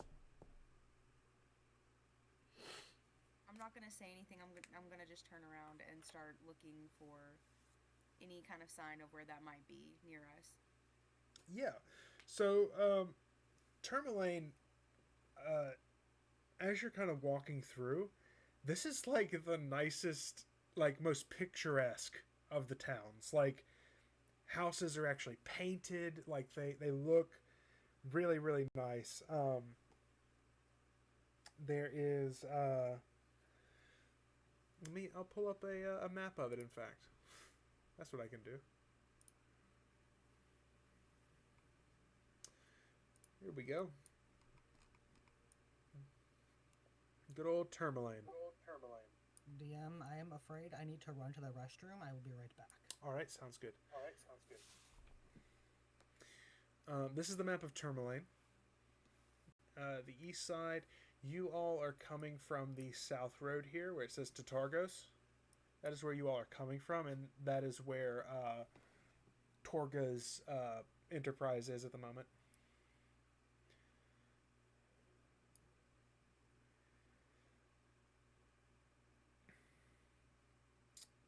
Give me anyone who's looking for the inn.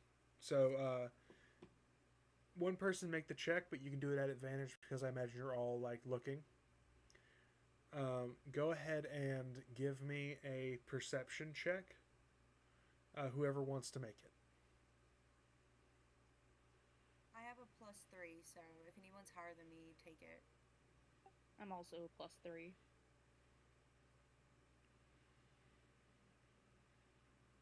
You were the one to ask where the inn was, so if you want to just roll and take the advantage. Yes. So Is that just rolling twice, or? roll twice, take the highest number.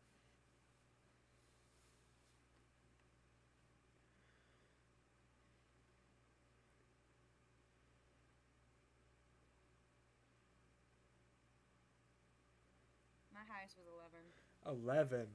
So, it actually takes you a little bit to find. You're kind of like getting turned around on the like street blocks a little bit. But yeah, as you're able to eventually find it, and as you're walking up to it, it looks like a bunch of houses that are all together, like separate buildings. Um, and right before you enter, there's a probably an 11-year-old boy with a flyer outside. And he goes, Tourmaline Gazette! Tourmaline Gazette! And he kind of forces a flyer into your hand as you enter. Does it cost anything or is it free? Tourmaline Gazette! And he sort of just goes back yelling. It doesn't cost you anything. It's sort of like a public service kind of announcement.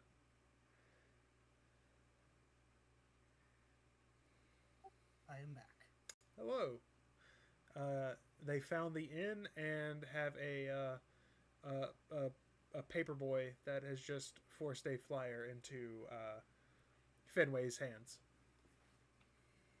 Do I need to roll anything to check the paper out and see if there's anything of use to us? Oh no! I mean, on big bold letters, it says, "Gemstone mine is closed because of monsters. Speaker masks you, offering 50 gold to anyone who can clear it out." We're for sure doing that. We gotta go check that out. All right. Hope you're keeping track of all these quests that you're getting. Yes. Can you repeat? It is the gemstone mine is closed, and the speaker of this town is offering 50 gold if someone can clear it out.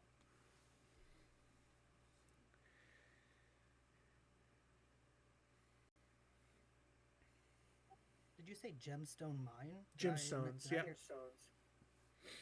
Yep. Alright, I have it in my other notes on here. Cool. Does the speaker have a name? Mastew. So Mastew.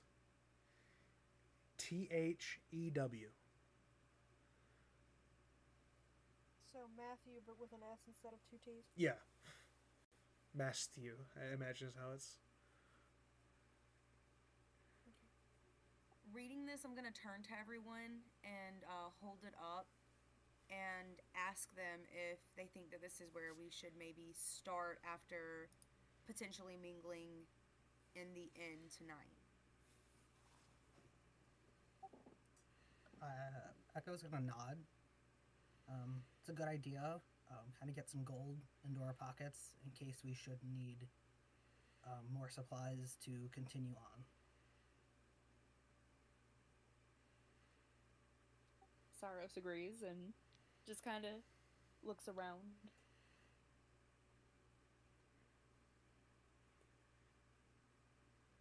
All right. Astra is gonna also agree, but kind of subtly remind everyone about, finding this potential murderer, making sure they're keeping an eye out while they're in town, kind of listening out. All right. I'm gonna roll something real quick to see if something happens.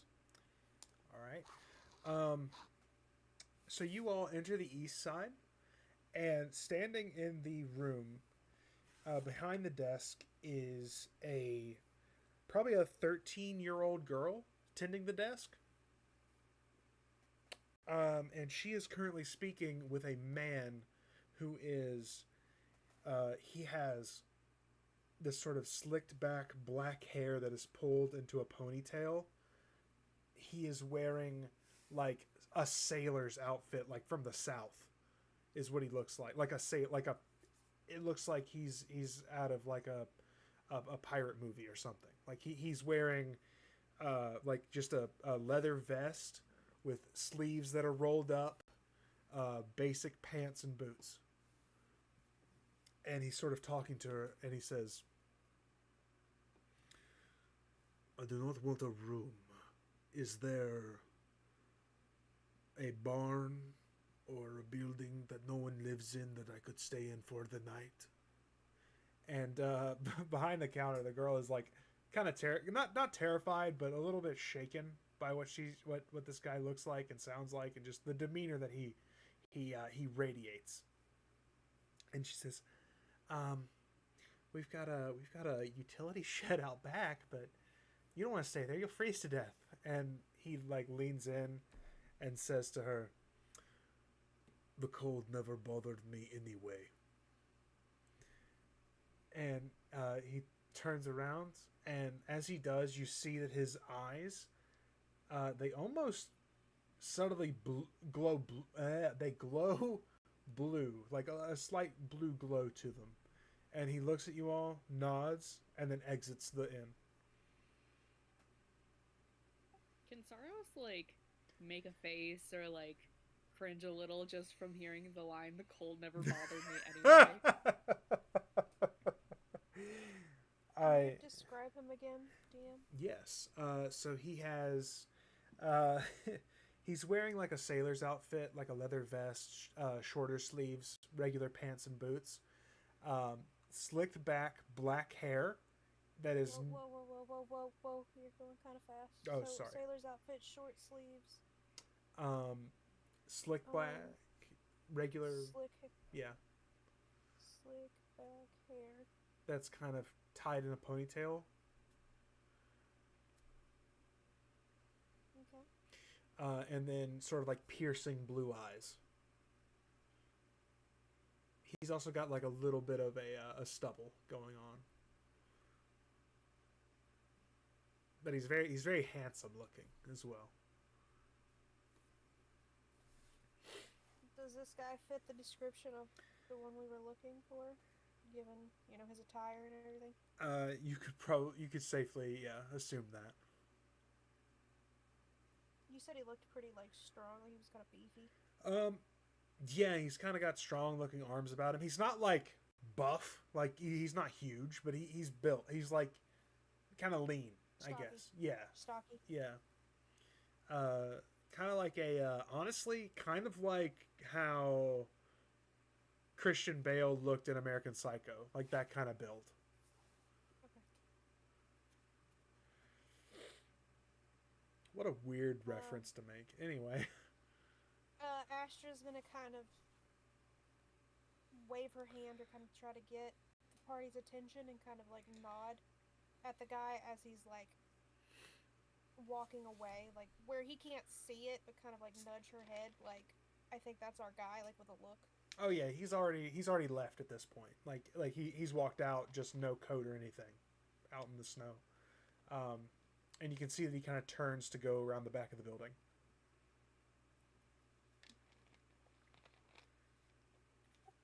Echo kind of starts to follow him, and like when he realizes that's who they're looking for, but then stops because he realizes no one else had started to follow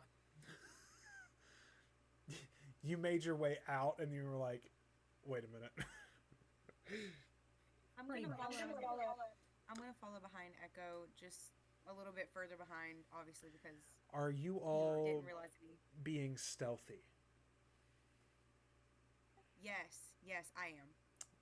Go, you give me a Can stealth. one of us secure the room while the others are getting information? Yeah, I was about to say that. I was gonna. You're gonna try Echo and is as stealthy as he can be. buy a room or rent a room. Is that what you're trying to do? Yeah, Astra's gonna approach the counter All right. to the girl and kind of give her a small smile, like to kind of ease her nerves, because you said she was shaken up, so I'd imagine she's still a little jumpy. Yeah. She's a little bit. She's sort of mumbling to herself, but as you approach, she goes, "Hi, welcome to the East Side. My name is Marta. How can I help you?" Hi, we'd like some rooms for our adventuring party. How many beds to a room? That's a good question. Let me look here. Looks like 2 beds to a room. Real quick, I'm gonna take like 10 minutes, DM. Okay, that's fine. If you want, we can finish up this interaction and go on break. I'd be okay with that. All right. It'll be. So we need at least 2 rooms currently. Yes. Okay. Astra's gonna be how much for 2? It'll be a silver a night. How long are you staying? Astra's gonna kind of look at the rest of the party, see if they have any.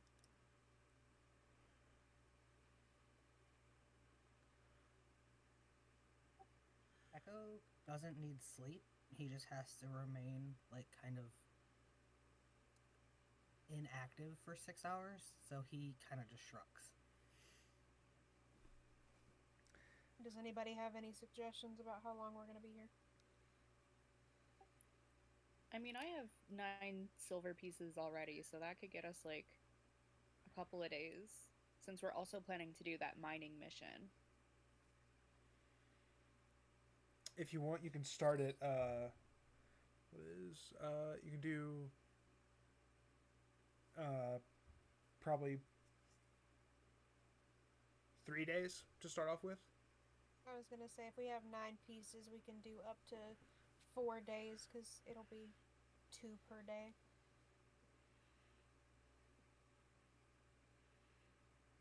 Yeah. Well, if that is what y'all do, it is 6 silver to reserve the rooms. I hand over the 6 silver pieces. All right. Thanks. They're right down the stairs. It'll be the 4th and the 3rd room on your right. And she nods, and with that, we're going to go ahead and go on break.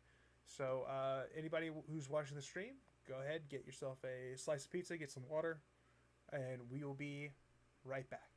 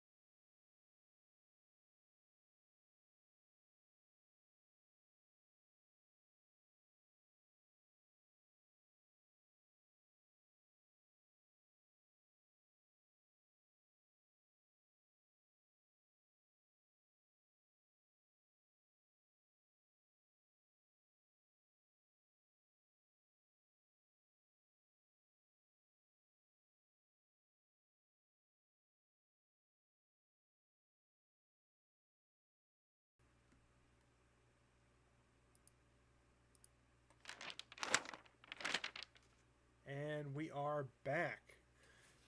All right, so prior to break, the party made their way to the east side after having a brief run-in with Sefik Caltro. Two of you were going to see if you could follow him while the others are talking to the clerk at the desk, right? Yes. All right. So I'm going to need both of you to make me stealth checks.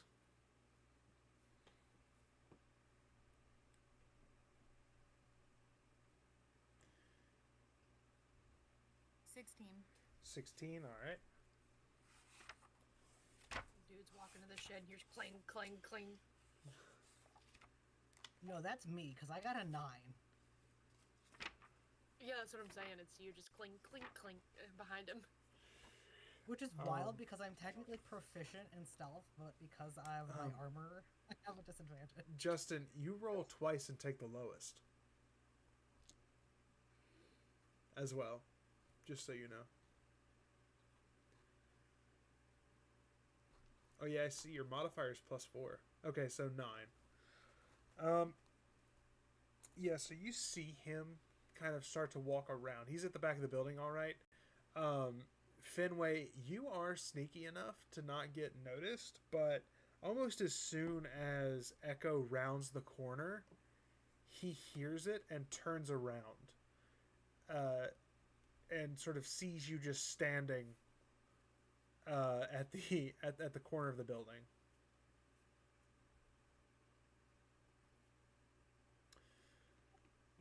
Good. Oh, go ahead. He turns around. Can I help you? Oh, not really. I was just coming out to explore the inn while my friends get a room. Give me a deception check.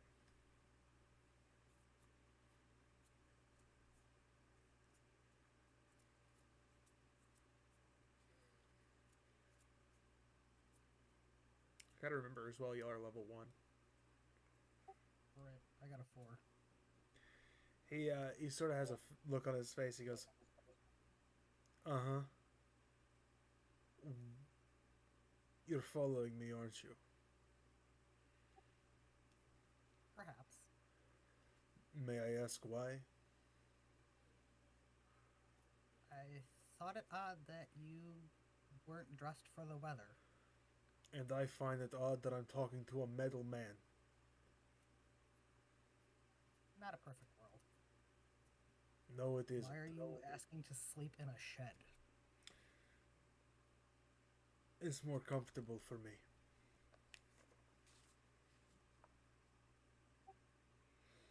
Okay. And as for my attire, I was born on the holiday of midwinter, so the Frostmaiden's blessing protects me from the cold.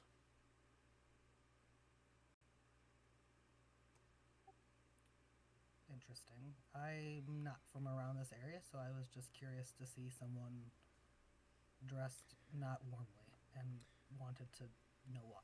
Well, now you do, and I would like to be left alone.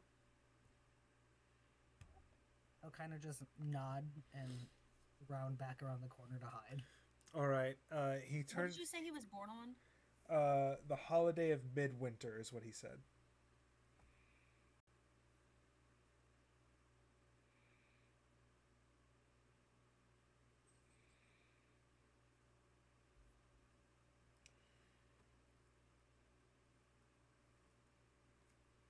Was Finwae able to hear any of that?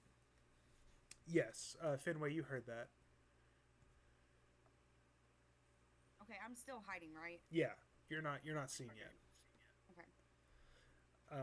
And you see him kind of go to the shed. It's more like a. I mean, it's probably about a 10 by 20 space, so it's a little bit bigger than a shed, but a little bit smaller than a barn. And he opens the door, closes it. That's what you see him do. And about this time, Saros and Astra, you have secured the rooms that you need. You're handed keys to either room, and are y'all going outside to meet your party members, or are you staying inside? What are y'all doing? One of us should probably try the keys while another fetches the ones that wandered off.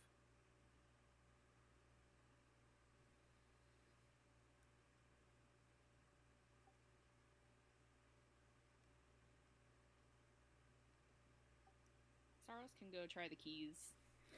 All right. Okay, sounds good. I'll go out there and see if I can find them. I'm gonna be cautious, just because I know they probably followed that guy, and I don't want to like throw myself headfirst into danger, I guess. Okay. Well, you find Echo. Ian, quick question. Yeah. Are there windows on the shed? Yes. There is one in the front. It's kind of like, or actually, there's two in the front, and then I'll say one off to the side that's a little bigger. Can I go see if I can see inside of it to see anything? Yeah. Go ahead.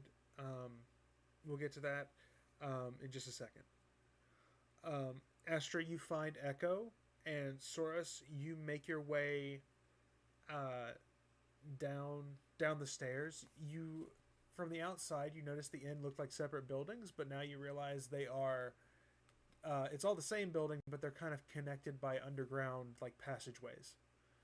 And you find your rooms. You open one of the doors, and it's a very cozy, like warm cellar room.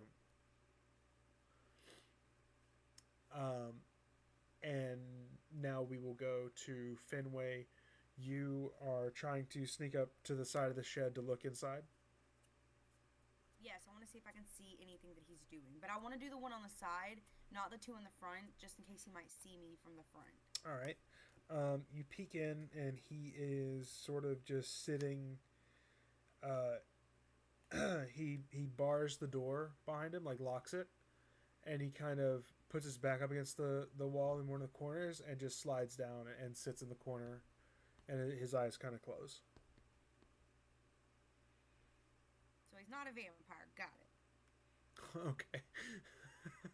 An ice vampire. Listen, you gotta be safe from anything, okay? That's fair. Astra, what are you doing with Echo?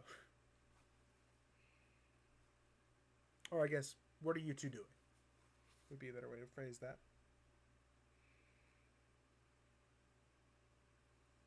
What are me and Echo doing? Excuse me, I'm sorry. I was trying to. Oh, no, you're good. Yes, what are you two doing? I'm gonna. I know that Finwae walked out here, so I'm gonna kind of look at him and go, "Where did Finwae go?" Just, where is she? Echo kind of gestures into the direction that Finway went and said that she was able to sneak up and peek in the guy's window. I'm gonna come back around the side, like all smiles, and be like, alright, he checks out. He's just sleeping, so we're good. All right, cool. Yeah, I was about to ask, do I see her at all? Is she coming back? So. Yeah, so at that point you break your stealth and approach your friends. And at this point, Soros, are you going to join them outside at this point? I was gonna say, like, I'm just gonna kind of round her up and be like, let's go back inside. He's checking the rooms real quick. Okay, that works. So I'll say you all you meet just outside of the rooms. Should Echo tell Saros about the conversation?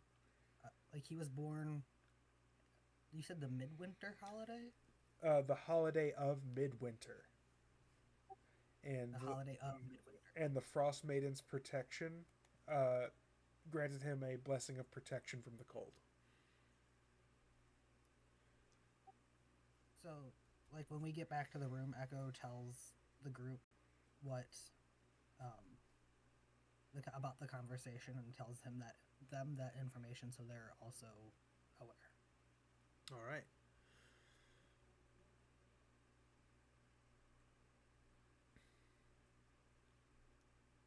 What is everybody else doing with this information? He is right outside in that shed.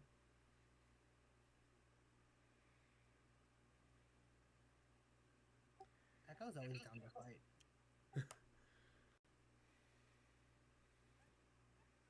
Saros is contemplating what related things he would then be immune to because of that blessing, and how it would work in his favor, like in the guy's favor, when it comes to going against him. Okay. Well, it's a blessing that protects him from the cold, allegedly.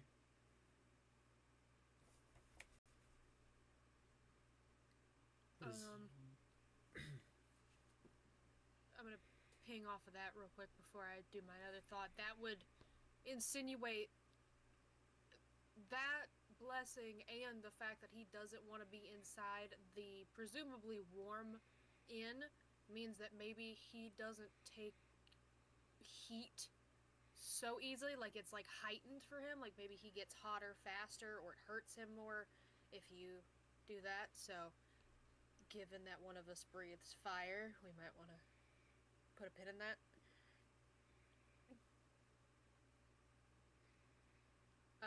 But Astra's gonna kind of, given that Finwae said that he kind of just went into the shed and kind of went straight to bed, she doesn't foresee him being too much of a problem tonight. Is there a window in the room? Do we know? No, these are like cellar rooms, so they're like insulated really well. There's no windows. Okay, so we wouldn't be able to see that, like, out through the back of the... No. Okay. There's ways around that, I guess. But she's gonna kind of make up her mind and kind of relay to the group that we may not need to worry about him so much as just, like, keep an eye on him and be alert, I guess. Well, I'll remind y'all that your job was to approach him and like check if he is guilty of these murders or not. It is what the job was, and if he is, to deal with him. Yeah, he's not really doing anything to, like, warrant us grilling him quite yet, like, other than just being a weirdo that doesn't wear a jacket, like, and then he answered that, so it's like, we kind of have to wait for him to do something suspicious and weird to jump him, I guess.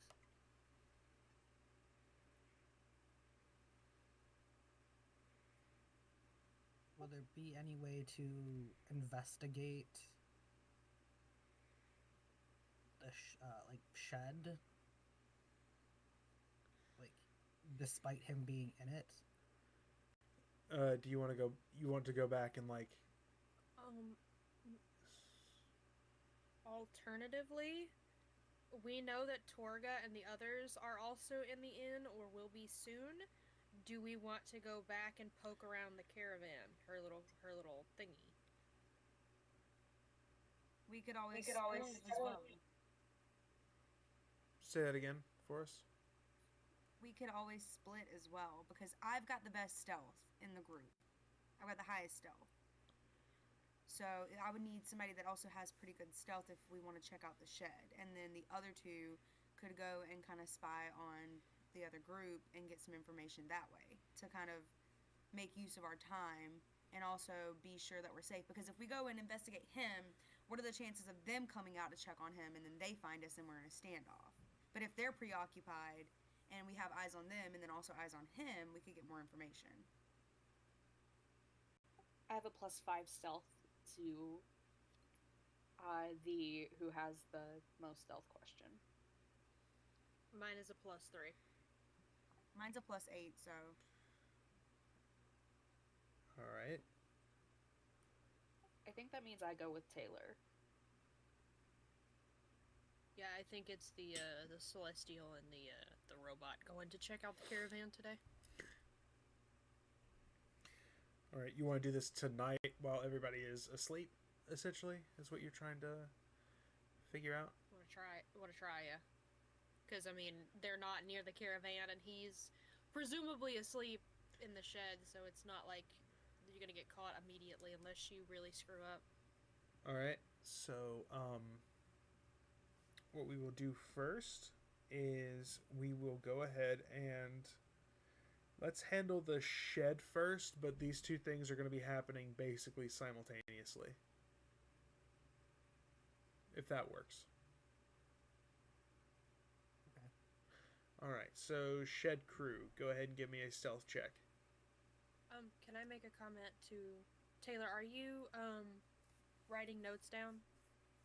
Yes, I have it split, so I did split group, and then I put Saros and Finwae checking Shed and Sephic, and then I'm gonna put you two checking on the Targos group.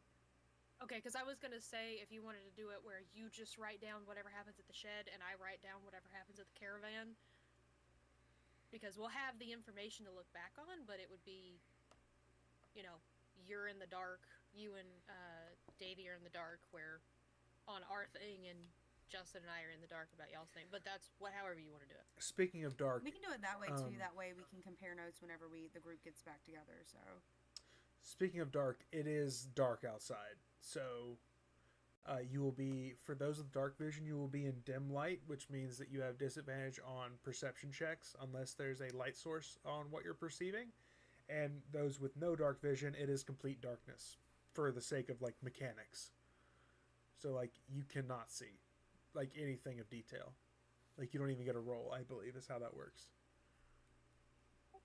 I do not have dark vision, Okay. so I will either need a torch or have to be tied to the person I'm going with. I mean, it's not like you're not blind. Like I was gonna light a torch because I remembered that he can't see, and then once we get a little bit closer to the caravan, we can kind of snub it out, and then I can kind of just be the eyes as long as he can be as quiet as robotically possible. okay. So then we will go ahead with the shed crew. Give me a not an investigation. Give me a, and also you'll be at advantage with your stealth rolls because that works the other way. In dim light, you have advantage on hiding. So, go ahead. Everyone who's stealthing, go ahead and give me a stealth check with advantage.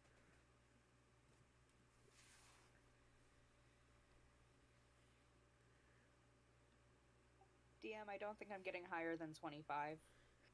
Oh my gosh. That was a natural 20. Nice. Yep. That's awesome. Finwae, what'd you get?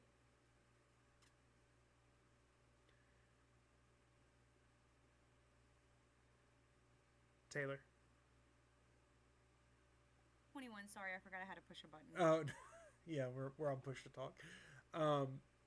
Okay, 21. Yeah, you're both just, you're clocked in. You approach the shed. Are you approaching the same window? Or what are you doing at the shed? I should ask. I'm gonna go to the same window, because I can keep an eye on him, and I'm gonna see if I can maybe jimmy it open somehow. Okay. So yeah, you see him. He's sort of, at this point, he's not really sitting in the corner anymore. He's kind of just standing in the corner, like facing the wall. This is so sketchy, but I'm gonna still do it. I'm still gonna open the window. All right, give me a sleight of hand check. Are you using your thieves' tools? Yes, I am. Then go ahead and give me a dexterity check plus your proficiency. So it'll be whatever you roll plus 2, I believe, for your dex. Regular or saving? It'll be a regular. DM, for clarification, he's put himself in the corner? Yeah. Okay. Is it the 16 plus 2? Or... Yes, 16 plus 2, so 18? Yeah. Okay. You take, like, I imagine you have like a flat, like a metal kind of, almost like not like a blade, but something in like a lockpick, and you're able to slide it underneath the window and slowly creak it. And with your stealth roll, you're able to, it slow, like, opens. And as you do, a little bit of wind kind of goes in as you do. All right. So you do that. I'm going to bounce to the group checking out the caravan now before we proceed any further, okay?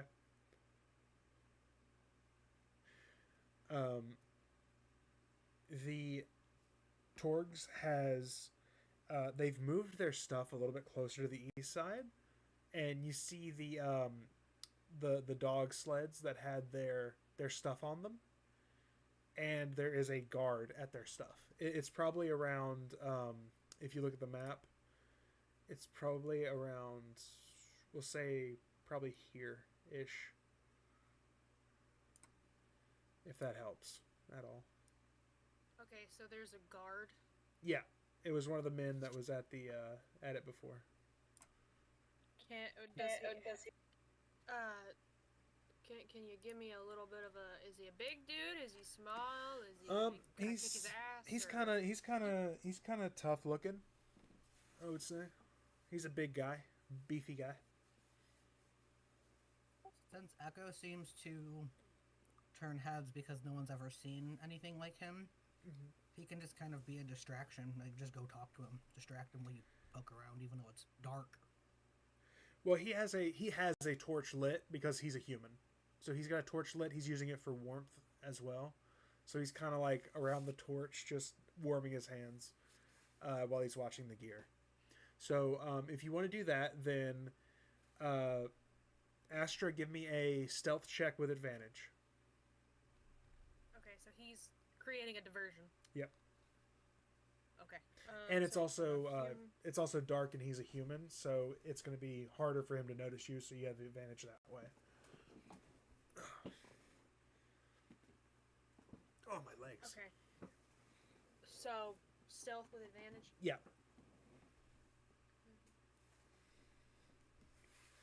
First one was a 12, and then an 8, so a 12. A 12. I'm gonna roll for him.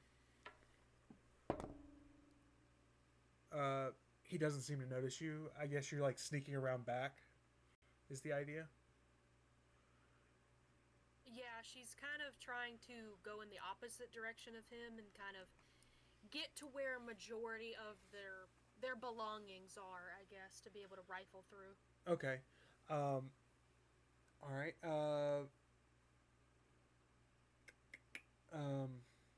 Shoot.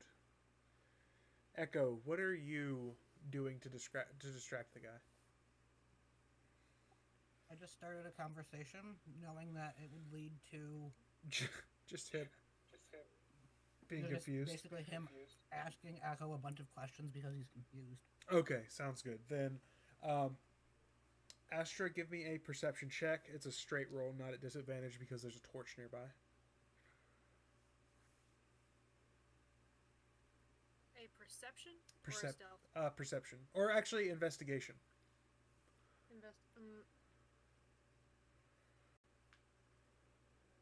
Okay, they're about the same. I was about to say, can I take the one that's higher? You may. said investigation, correct? Yeah. They were the same, and it's still a 6. It didn't help.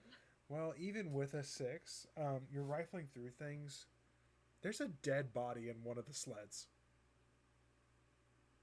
Oh, God. Can I confirm that it's like, I don't want to unpackage this potential corpse, but It is there an indicator that it's actually a body and not it is a stiff. poorly packed? It is a stiff. That is a dead person. That person has been dead. With your investigation, you don't know how long they've been dead, but they are dead. Okay.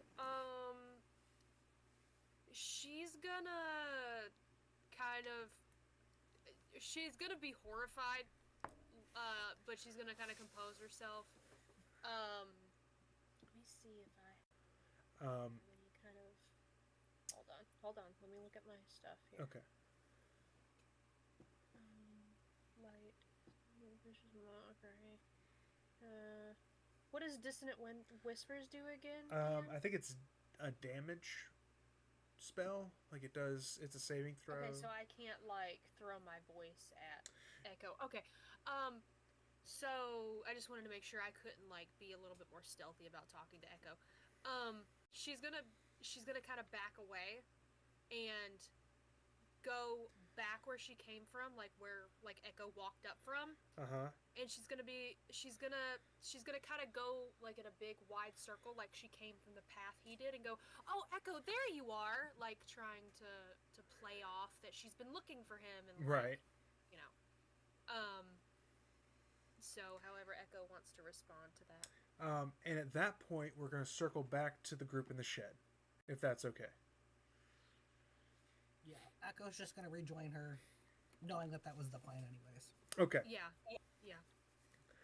She's just kind of walking up to him and being like, "Oh, Echo, there you are. Like, who's your friend?" Like, just playing it off, and she'll tell him later what's going on.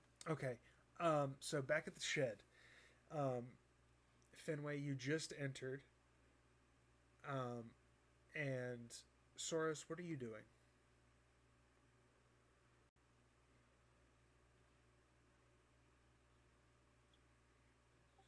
I forgot I had to hit a button. I'm keeping guard outside. Okay, you're keeping watch. Gotcha. So as the window opened and you creep in, Finwae,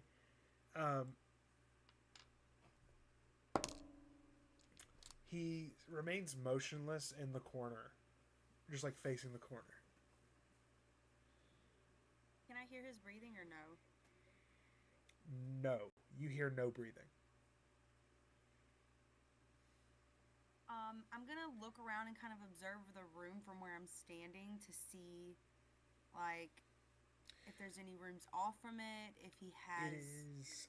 So imagine like a utility shed, like how you've seen before. There's single room. There's some shelves. There's a lawnmower out back that you've been saying you're gonna fix, but it ain't gonna be fixed. You know what I mean? Like there's stuff like that in there. The lawnmower thing was a joke. There's not a lawnmower in there, but basically this same idea. There's tools, that sort of thing. Okay.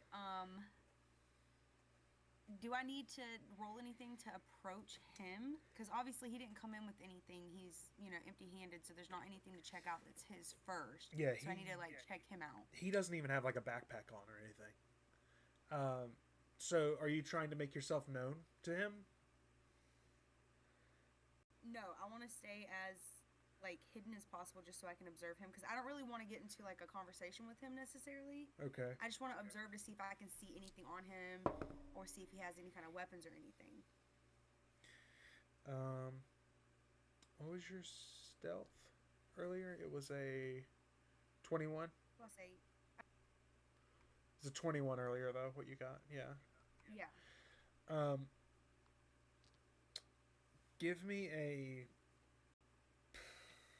I mean, he has, nothing on him at all. He's got no weapons, no bag. He's got a belt on that has, a little purse on it, but that's the, a little... a little pocket on it, but that's the only thing that you see on his person. Can I check it? Go ahead and give me a sleight of hand.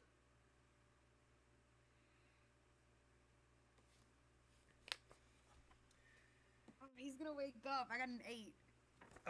So yeah, he sort of stiffens and he turns around and he says, "Can I help you?"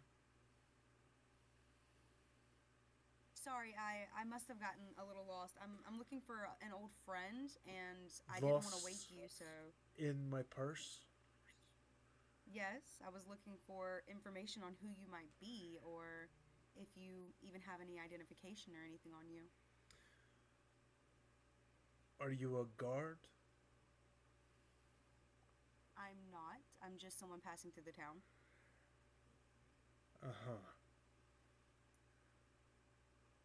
She's looking for chewingas. You got any chewingas in your pocket? No. Asking about the chewingas. Why is it that people insist on bothering me? I'm trying to do a service for the Icewind Dale.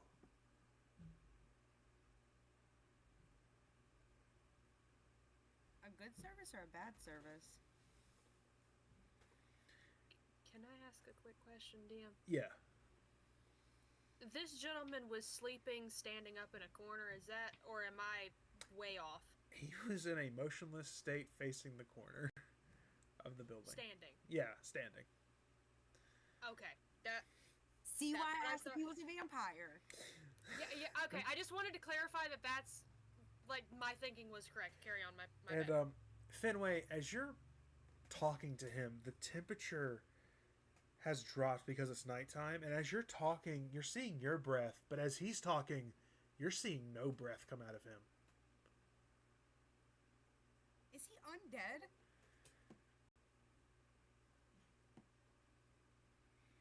I'm just gonna look at him and be like, I'm sorry, sir. I wasn't trying to disturb you. Like I said, I was looking for an old friend.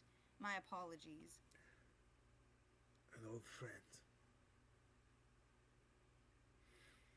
He sort of Possibly a little more than a friend, but he takes a deep breath, and he grabs you by the wrist. And his touch is like chilled, to say the least. Like it's colder than like the air around. And he he's goes, definitely dead if he's not a vampire. and he goes,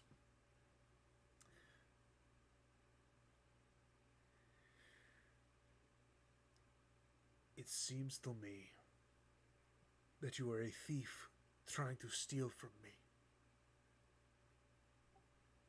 Saros kind of makes himself known in a way at this point, in that he's just kind of pacing and walking around, going, Finwae, Finwae, where have you wandered off to?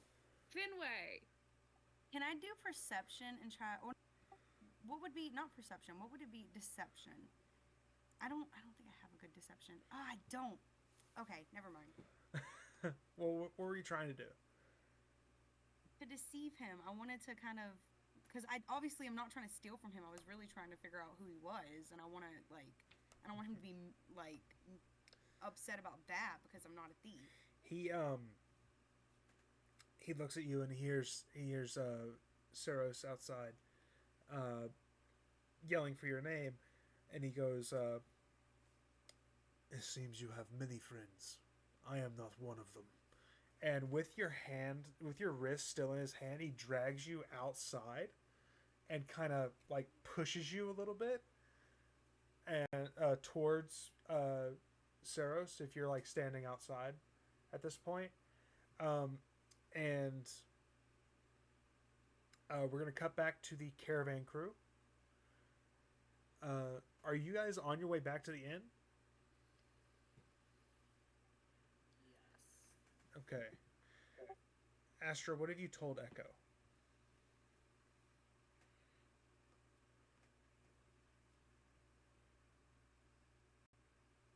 Push to talk.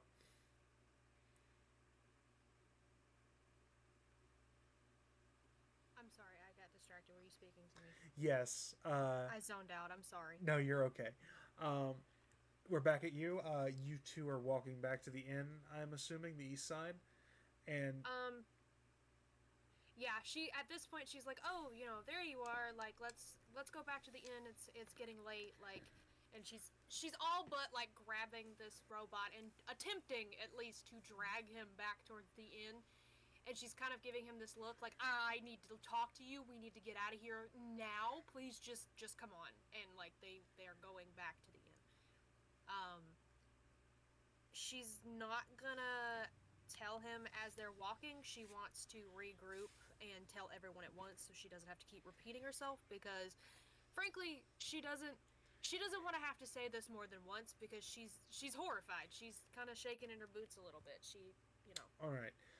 You get to nearly the doorstep of the inn, and you hear from behind the inn, "All I wanted was to be left alone so I could do the lady's work. And I cannot do that, it seems." And Saros and Finwae, you watch as this man's hands begin to freeze over like ice, actual like blue glowing ice, as he conjures this ice longsword ask him a question? Yes. I look at him and I ask him,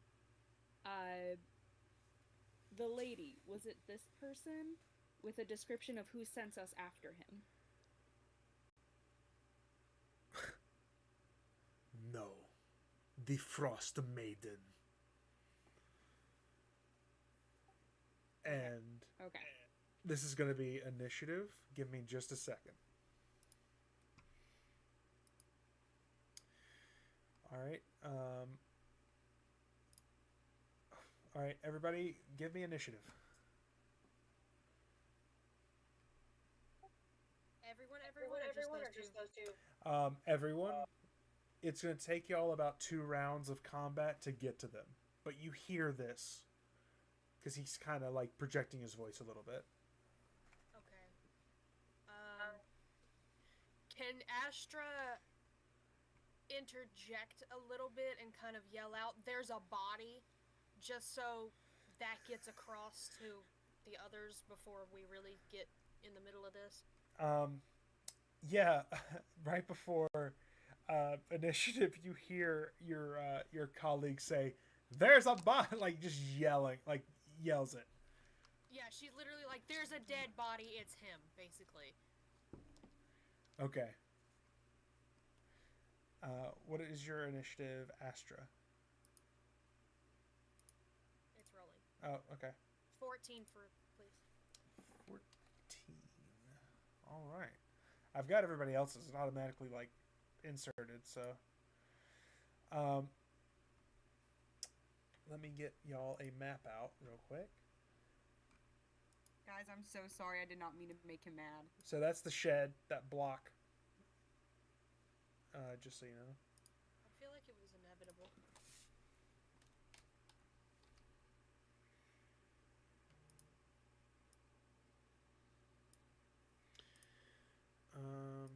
Let me go ahead and get Finwae, Saros, Echo, and Astra.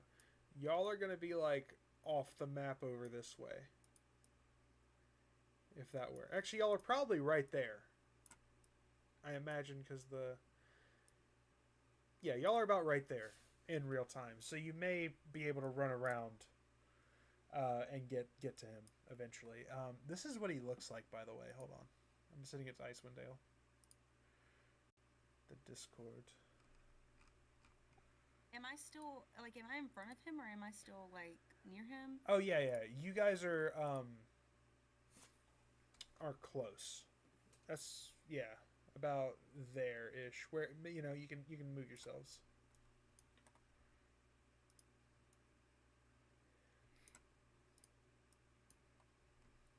All right. So we are going into combat now. Top of the order is going to be Finwae. As my dog starts barking. Okay. Let me see what I have quick.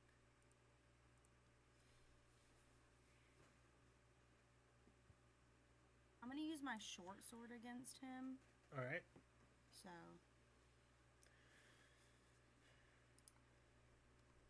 $14 to hit. 14, that hits.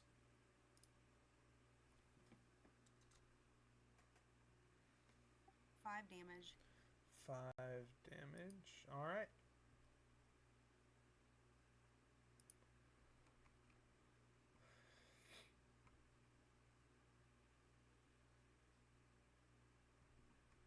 Is that going to be your turn? Yeah, sorry. No, you're fine. It is his turn. So you, he conjures this long sword. You slash across his face with the short sword, and it creates this gnarly scar that goes from like cheek to cheek. And as he looks at you as the start of his turn, ice forms over the wound and completely covers it. He's spooky. He's a snowman. He's literally a snowman. And any trace of the wound that was there is gone.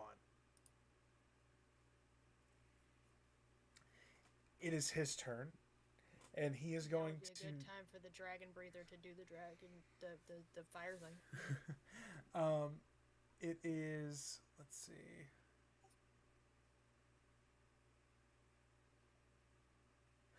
Jordy, Uh, I have to wait for my turn. he is going I know, to. I'm just saying. Watching that, we now know that regular weapons are no go. He's going to make an attack against you with his short sword. Or not short sword, long sword. First attack misses with a natural 1. You deflect it, the sword shatters, and he conjures a dagger in his other hand and goes to like slice your belly. Does a 15 hit you? Yeah, it's right on my armor class. All right. So you are going to take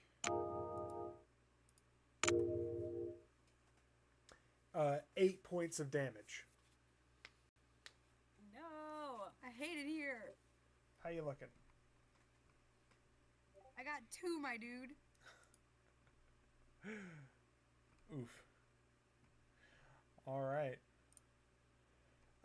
And he is going to. You watch as sort of a wind begins to gather at his feet, and he, in a puff of snow, he teleports over here, trying to run away.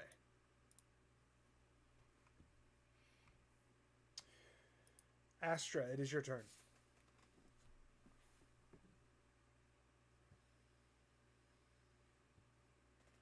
Okay, so he's booking it. Is that what I'm seeing? He's trying to. But he's booking it towards Echo and I. Yeah, he hasn't like seen y'all yet, but as he teleports, now he sees you like running, weapons drawn, I imagine. But he's within, like, he's between us. We've basically sandwiched him, is what I'm seeing. Yeah, where you are on the map is basically what it is. Okay, let me see. I'm gonna...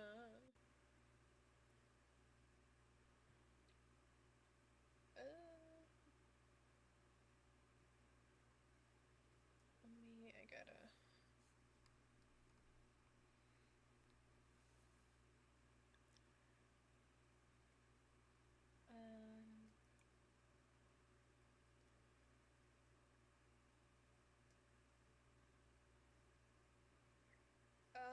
I'm gonna see if this type of damage works. I'm gonna do Starry Wisp. All right. Which launches a mote of light at one creature or object within range. On a hit, they take 1d8 radiant damage. I want to see if radiant will touch him, because we know that regular weapons are not really doing it. So I'm gonna roll for that. All right. Ooh, 23, damn. 23, is that a crit? No, it was a 17. Oh, plus okay. 6. So yeah, go ahead. That hits. That definitely hits. Go ahead and roll damage. Okay, let me see. Hopefully. Oh, that was bad. A 1. I love that. But I guess we can see if radiant damage touches him. I mean, he takes it. You notice that it does like hit him, and seem to like maybe damage him a little bit. So it kind of actually did something to him. He didn't instantly heal from it. He took damage. Okay, it actually it had a profound effect. Yeah. Saros, it is your turn. Oh, can I use my bonus action to move a little closer? That's not a bonus action. You just have 30 feet of movement. So if you want to move, you can. Okay, then I'm gonna do that real quick. But you can move on. Okay. Each square is 5, right? Yes.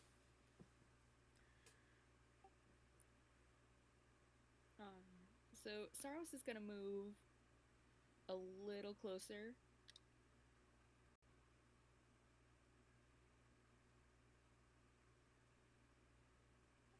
Good enough, just enough that he's like between Sefik and Finwae, and he's gonna use his Breath of Fire. Okay. Are you using the 30-foot line or the 15? You probably the line, right? Just a. Yeah, the line. Okay. I'm not hitting Astra. All right. Go ahead and read. Is it a dexterity saving throw?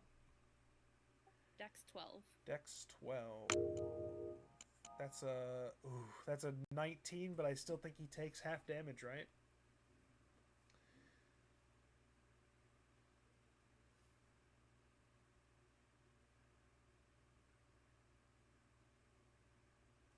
Yes, still half. Okay, so go ahead and roll damage. 6 DM. 6 for 3. All right. That definitely seems to stick a little bit more. The sort of blue, like, haze that, frozen things have, that kind of dissipates from him a little bit as that happens. All right. Echo, it is your turn.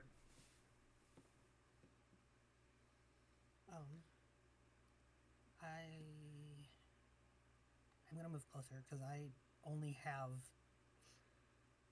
non-ranged attacks. Okay. So You can get to where you're flanking with Astra. Like if you get on the other side of him. like right here. Nope. Yeah, right there. Other side. Like opposite. Like you two are on opposite sides of him. And then use my great sword. All right. That is at advantage. So go ahead and roll twice and take the highest to hit. And we'll see if it hits.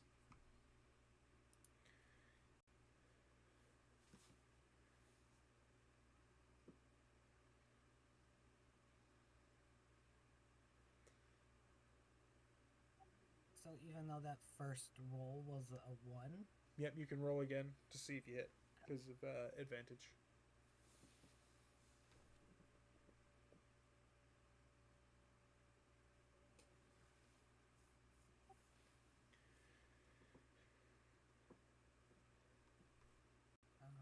so it was 13 plus 6, 19. 19. That hits. Go ahead and roll your damage.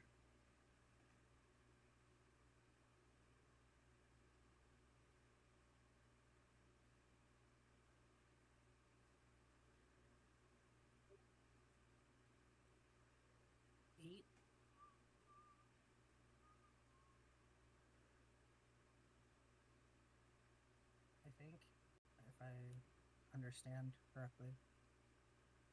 12. I lied. I'm bad at math. Oh no, you're okay. Forgot to add the 4. 12. Yeah, that's big damage.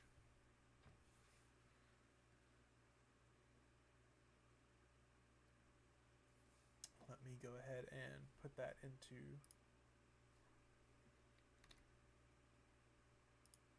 All right. Is that your turn? Yes. All right. Top of the round is Finwae. I'm gonna go back in with my. Oh, hang on. Actually, give me 1 second.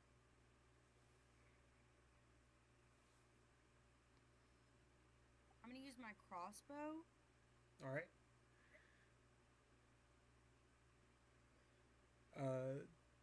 14 to hit. 14, that hits, and don't forget to add your sneak attack because of you have 2 allies within 5 feet of the target. So do regular damage and then your sneak attack damage. How do I do my sneak attack? It should be listed. If it's not, then it's just a d6, I believe.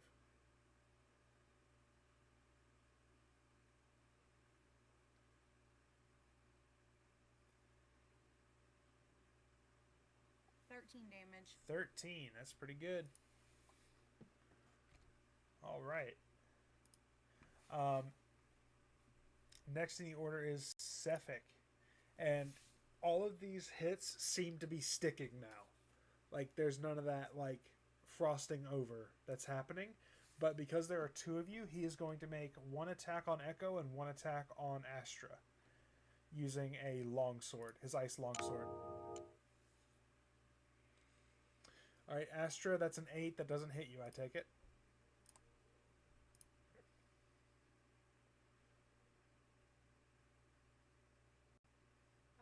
It was how much damage? It was an 8 to hit. An 8 to hit. Yeah. I don't think that Not hits. even close. Yeah, I was going to say. Not even close. Alright, That's about a little more than half. yeah. Next, it's going to attack... He's going to try and attack Echo. With a 18 to hit you. Damn, that just hits. Oof. Alright. And you are going to take...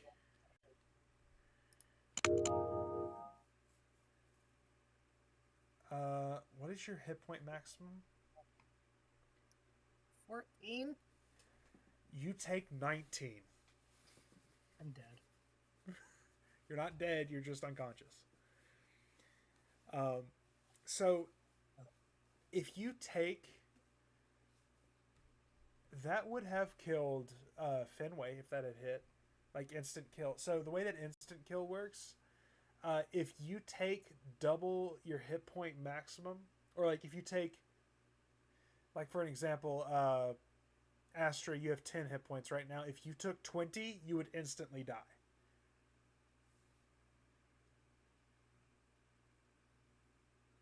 Okay. So I just have to do like the death save? Yep, or and keep those secret if it gets to your Okay. turn. All right. That is his turn. Astra, it is your turn. Okay, I'm gonna... You said that stuff like swords and stuff are hitting. Yes. I'm gonna try and stab him with a dagger. All right. You can... It's a straight roll because Echo is unconscious. I'll put a black border around you so we know. Oh, God. 12. That just hits. Oh, thank God. A 4. 4. All right. Rolled 1 damage on both things. That's all right. All right. I am really awful tonight. That's okay. All right. Is that going to be your turn?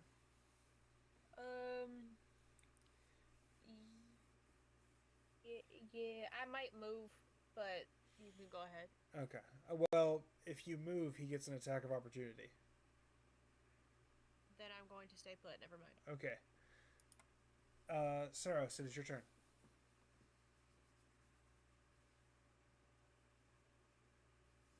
How close can I get without giving him like an attack of opportunity? Well, if you move into his space, you can move into his, like, within 5 feet. It's moving out that makes the attack of opportunity. Okay, then I'm gonna move here, use my Spare the Dying cantrip on Echo, and then bonus action Shillelagh on Sephic. Okay. Okay. So, Echo, you are stabilized, so you're not making any more failure saves. You're still unconscious. And then Shillelagh, does it let you make an attack with the bonus action, or is it just casting the spell that's the bonus action? It's just under my bonus action. Okay, we'll let you. I'll let you make an attack with it then. That's fine. Your beefy tank is down. I'm being a little lenient. 18 to hit, DM. 18 hits. Go ahead and roll damage on Shillelagh. And then 6 damage. 6 damage. All right. Is that going to be your turn? Yes, DM. All right. Echo, you are stabilized but still unconscious. Finwae, it is your Do turn. anything? No, you're just unconscious. Oh, okay. You're not dying. Finwae, it is your turn. I'm gonna move a little closer and then use my crossbow again. All right.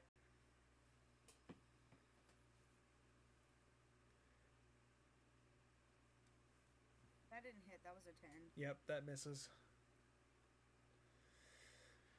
All right. Alright, I think that's everything. Yeah, I'm good on that.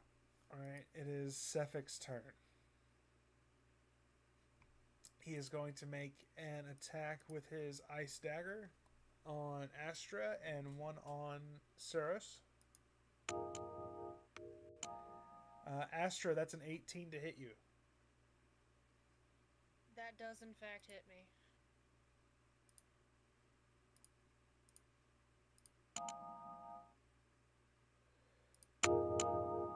Alright, and you suffer 9 damage. Oh my God, I have 1 hit point left.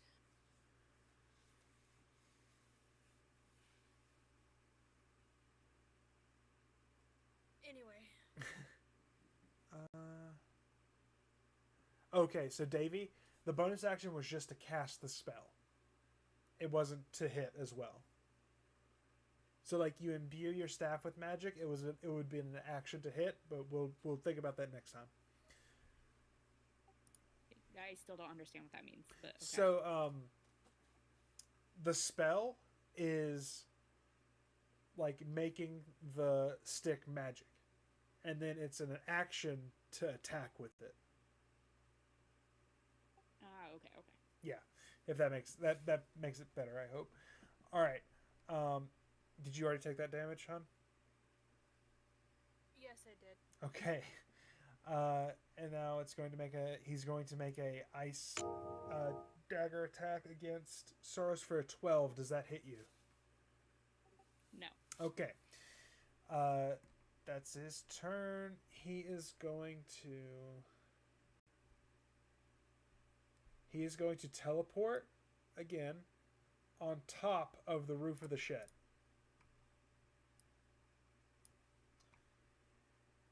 And next in the order is Astra. Okay.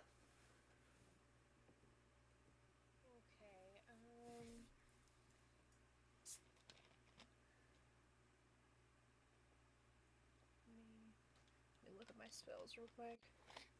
No problem.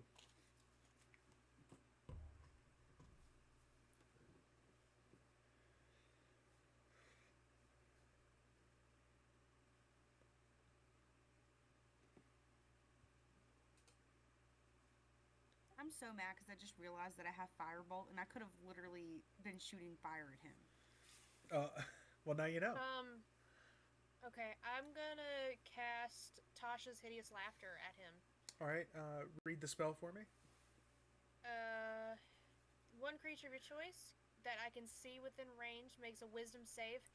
On the failed save, he's prone and incapacitated for the duration, which is up to a minute. During the time he laughs uncontrollably, if he's capable of laughter, and can't end the prone condition on himself. At the end of each of his turns, and each time he takes damage, he must make another Wisdom save. Target has advantage on the save if the save is triggered by damage. Okay. On a successful save, the spell ends. Okay, so he needs to make a Wisdom save. Yeah. Otherwise, he's gonna giggle himself to smithereens. So I'm gonna cast it.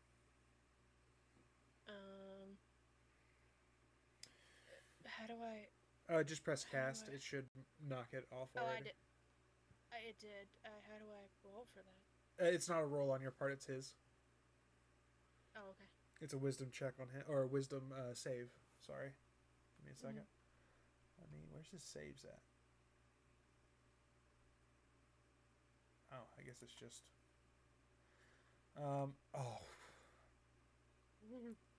That's a natural 20. Yeah, it was a Wisdom 14. Yeah. Sorry about that. He beat that. Can I still use my bonus action? Yeah. What do you want to do? I have a bonus action of, if I can find it to read it. I have a bonus action of my Bardic Inspiration. Inspire another creature within 60 feet that can see or hear me. The creature gains a Bardic Inspiration dice, which is a d6. For once within the next hour, if they fail a d20, they can roll the inspiration die and add that number to the total and potentially turn it into a success. Who's not rolling the best tonight, other than me, apparently?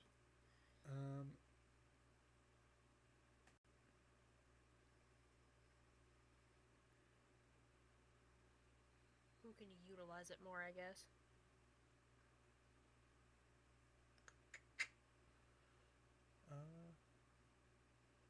Honestly, both your allies can. Finwae, you're a little bit closer to him, so I'm gonna give it to you. Okay, cool. And what does it do for me? If you roll a d20 and fail, you can choose to spend the bardic inspiration that I gave you. You only get one. And you roll a single d6, and you add whatever the d6 is to your failed 20 to see if it turns it into a success. So use it accordingly. Like, so if you get really close to meeting it, like you're a point or two off, you can you can use it and roll a d6 and make it a success. Like add it to the roll. Yeah, add it to the roll. Ooh. Yep. All right. Is that going to be your turn, Astra? Yes. All right. Next is Saros.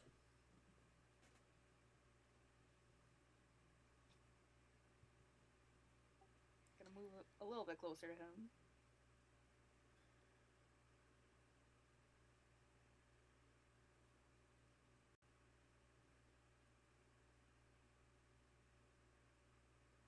And I'm gonna use my fire breathing again. All right. That was a dex save. Let me go ahead and roll that. Oof. That's a 7. I assume that fails. It does. All right. Give me that damage.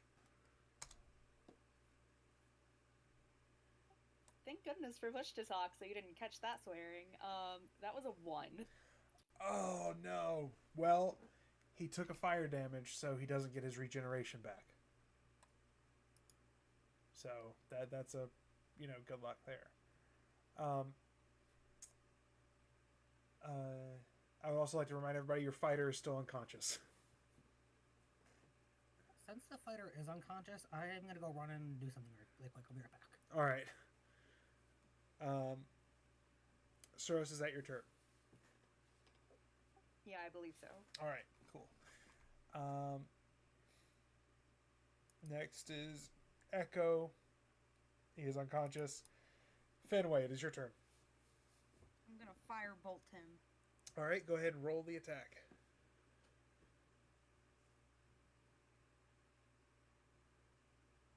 22 to hit. Yeah, that hits. Was that a crit? Doesn't look like it. I think it was a 17. Plus 4 whatever. damage. 4 damage. That's pretty good. All right, it is now. Are you moving at all? Yeah, give me 1 second. You have 6 squares. I'm gonna stay a little further away from him, but I'm gonna be right there. All right. It is his turn now, and he's going to.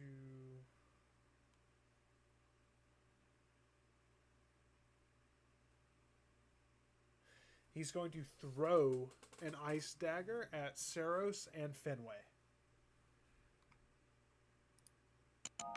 So Saros, that is a dirty 20 to hit. And you're going to take, if it works,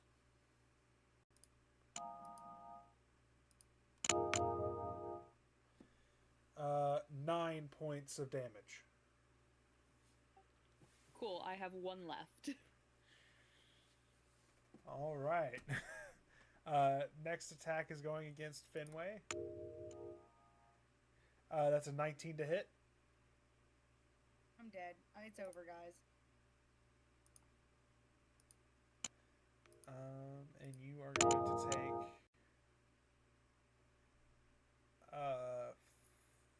14 points of damage. Am I dead? No. If you took 20, you would be dead. But I'm unconscious. You're unconscious.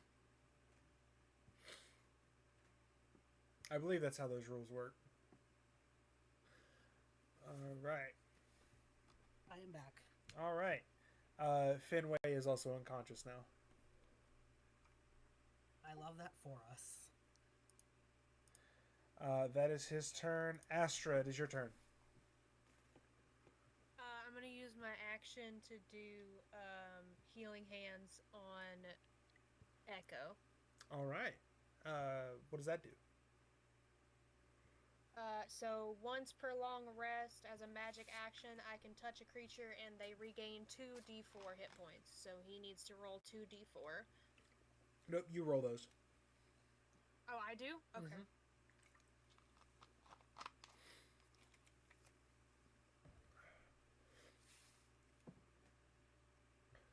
You get 6 hit points there, Metal Man. Well, that's better than what I was working with. Yeah, so you're at least, our tank is now at least up. Bonus action, I'm going to use another Bardic Inspiration on Saros, so you now have that as well. Sick. All right. So, especially now that Finwae is down. Yep. Sounds good. Next in the order is Saros. Also, I have 1 hit point, so if he hits me again, I am also down, so. I can healing word, but Astra and I are both at 1 hit point.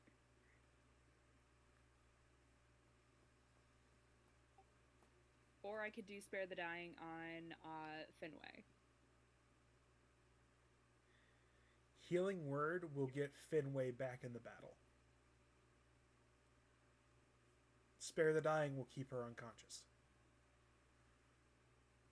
If that has any Okay, way I on have your... 2 magic slots for that healing word, so... You could do it twice. Once this turn, once next turn. Yeah. So, just because she's already unconscious, I'm gonna start with Finwae. All right. Go Hell ahead yeah. and roll for Healing Word. That's fine, because I'm pretty far away from him right now, so. 8 DM. 8. So, Finwae, you heal 8. Yay! How you looking? 2 from being full, so I'm good. Oh, wow. Healing Word kind of cracked. That's pretty cool. All right. And you still have your action if you have something you want to do with that. I also want to mention that what I used on Echo, that was the only one of those I had, so I kind of like threw that at him, and now I have no healing stuff that I can tell. I thought I did, but You have Cure I think Wounds. that's it. Do I? Okay. I just. So can I use my Thorn Whip? Yes. You can use Thorn Whip for your action. 22 to hit? That yeah. Is that that would have been a 17. Yeah, go ahead and you hit. What is the damage on that, and does it pull him?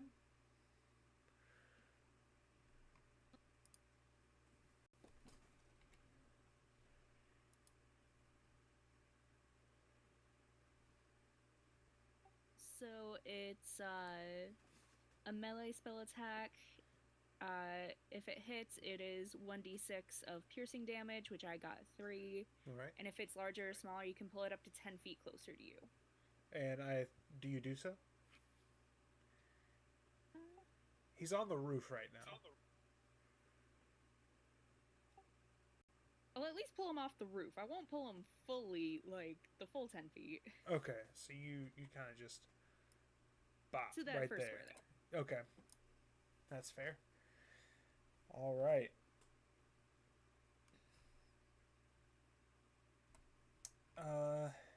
That's gonna be your turn. Do you want to move at all?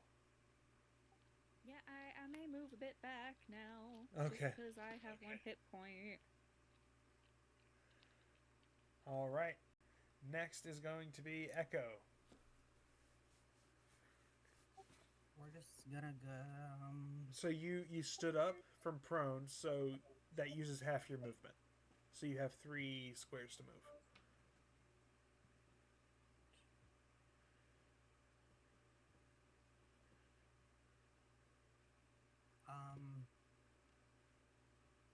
I can't attack because I don't have spells or anything. So I thought you had you have a light crossbow, don't you?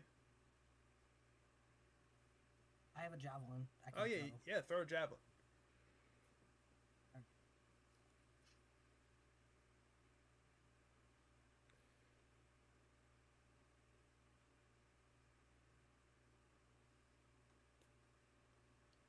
$13 to hit. 13 hits.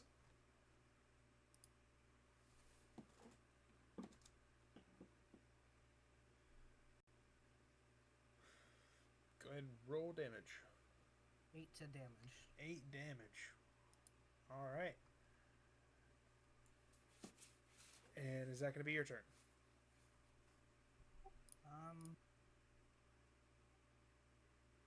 Can I use my bonus action of the second wind? Yeah, you can. So I roll a d10 and add 1. Is that what I understand? I think that's what it says.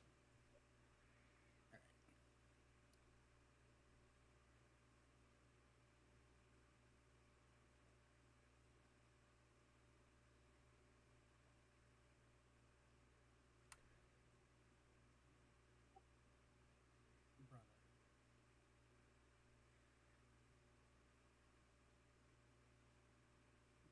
Zero? No, that's 10. So you heal back to full. Oh, okay. I couldn't tell where it landed. No. There's no 0 on the D10. So you heal 10, which puts you back at 14.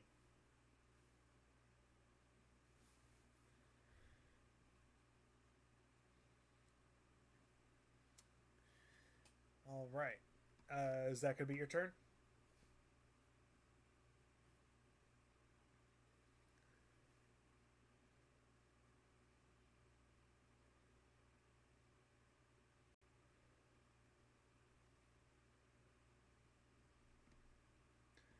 All right, you good?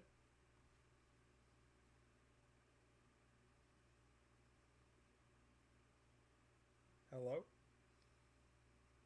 Yes? Are you is that your turn? I forgot to click the button. Yeah. Oh no. All right, I'm a little- Finwae, it is your turn. I'm firebolting him again. Firebolt. All right, go for it. I fired and I missed and I fired again. 14 to hit. 14 hits. Go ahead and roll damage. Anyway, she started blasting. I only got 3. Well, 3 is good because it's fire damage, and that means he cannot regenerate. All right, it's his turn. He's going to make a dagger against Finwae and Echo. Going to throw those. Leave me alone. Finwae, does a 10 hit you? Probably not. No, it doesn't. All right. Echo, does a 16 hit you? It does not. All right. Astra, it is your turn. Okay, I am going to. Saros is still pretty hurt, right? 1 hit point, yep. Okay, I yes, am going. and I apparently only have that healing word once per long rest. I missed that part earlier. Okay, that's fine. I have one more spell slot to use. I'm gonna use Cure Wounds on you. All right, you have to So walk up. you. It's touch. Okay.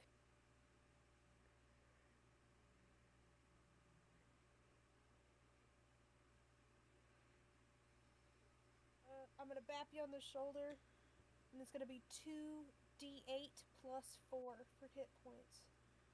Do I need to roll that? Or Yep, does... you roll that. Okay. 2d8 plus 4. You should be able to click it and it'll add it. It did not. Ooh. Oh yes, it does. Never mind. I lied. I lied. 16 hit points for your time. Holy crap. My max is 10, so You're back to full. You're back to full health, and I am coughing on the ground. But it's fine. As long as the 3 of you are okay, I will live. All right. just hide behind us. I plan to. You know what? fuck it. I'm gonna bonus action Bardic Inspiration to Echo as well, so everybody has it. Actually, I don't think Finwae has it anymore, but Yeah, you do. because she went down. It's until Is she long still rest. Oh, okay. Well, So you all, if well, you, I'm gonna. yeah. Everybody, you get a Bardic Inspiration, and you get a Bardic Inspiration, and you get a Bardic Inspiration. This is 3 out of 4 I can do before I long rest, though. So, you know. But continue. All right. What does that do for me? It lets you add a d6 to a failed attack, check, or saving throw. So, if you roll a d20 and you're a couple points off and you just barely miss it, you can spend the single inspiration that I just gave you and add a d6 to the roll to make it a success. Oh, okay. Potentially make it a success, yeah. All right. Saros, it is your turn.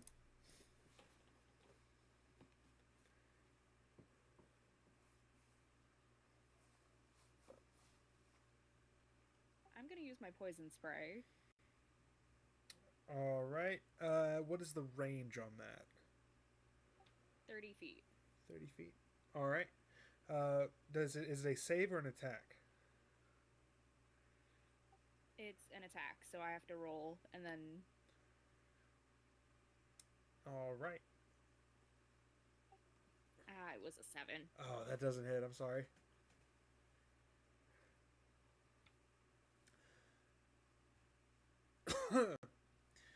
Is there anything else you want to do for your bonus action or movement? I think my only bonus action right now is my shillelagh, so Okay. Gotcha. Well, next in the order is Echo. I'm struggling. Hold please. Nope, you're fine.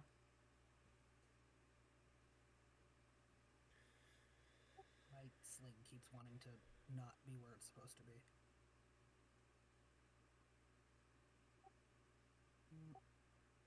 Okay. He's not on the roof anymore, right? No. No. So you can run up to him if you need to. And then I'm gonna use my great sword.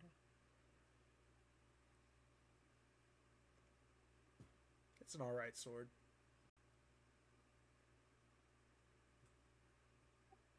12. 12, that just hits. Go ahead and roll damage. Boo, damn. What? Your joke. Oh. I booed at it. Oh, thank you.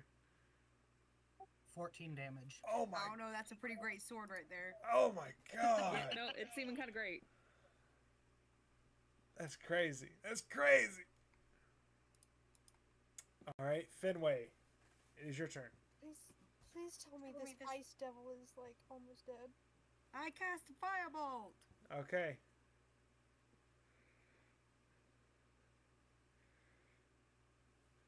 To hit. 19, that hits. 4 damage. Taylor, Did I kill him? I killed him. how do you want to do this? Well, I used firebolt, so I want to blow him up. Okay. You can So- melt him. So you Can I melt him? I want him to melt. you chuck this ball of flame, or this bolt of flame, excuse me, it's not fireball. It hits him square in the chest, and he ignites in blue flame as he begins to melt, and he falls and is reduced to snow. As he just begins to melt into the ground. You've killed him. So if he's melting, does he drop his loot? Like, is there anything worth, like, pickpocketing from him? I want to know what's in that fucking sack. I love how Echo's first thing is, what can I get off this course? I don't know. The I ice don't need seems money. kind of appealing.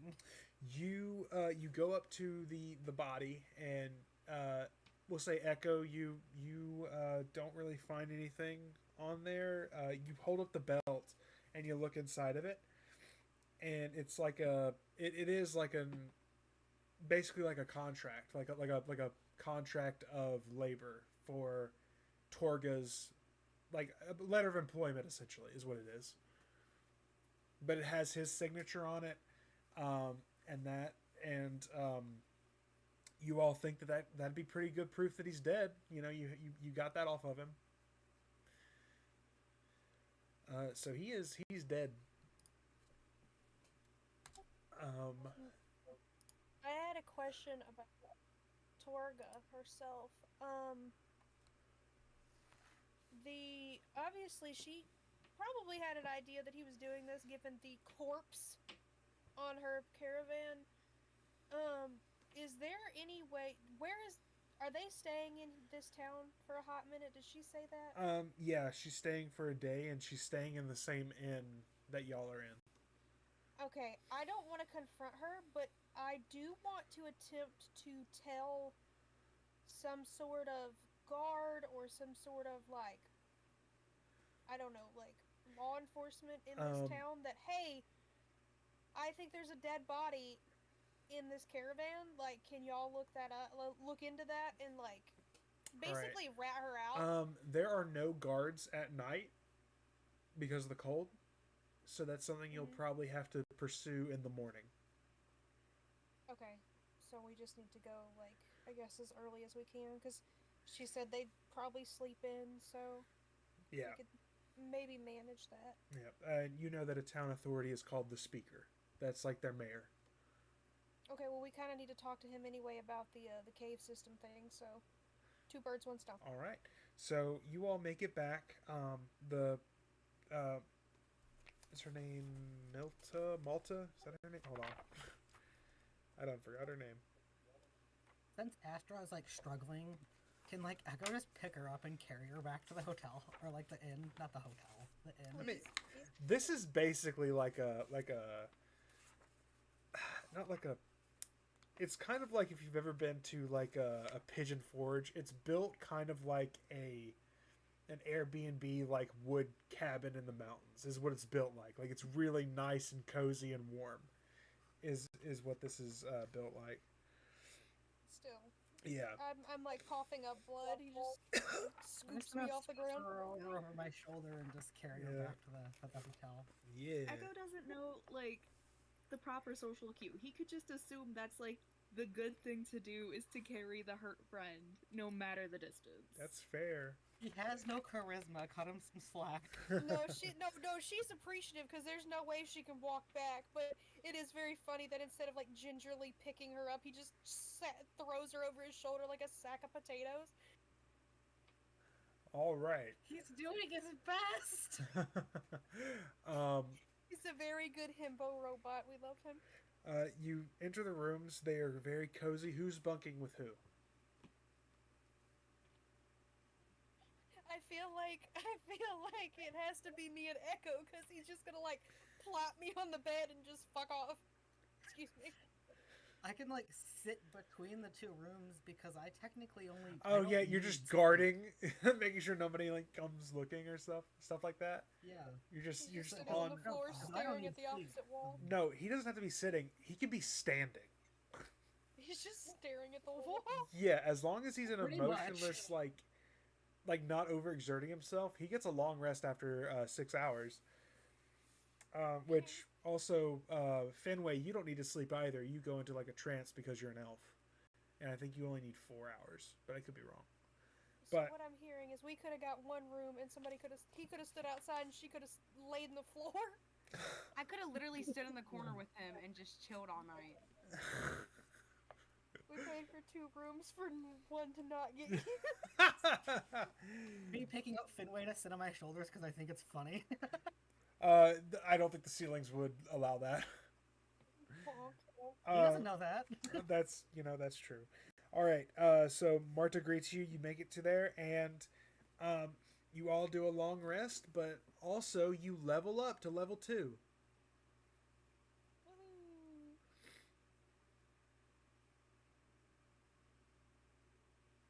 We just click long rest, right? Yep. You click long rest, and then I think you have to go to manage character and levels. Make sure that you have the box labeled reset max hit points checked for your long rest.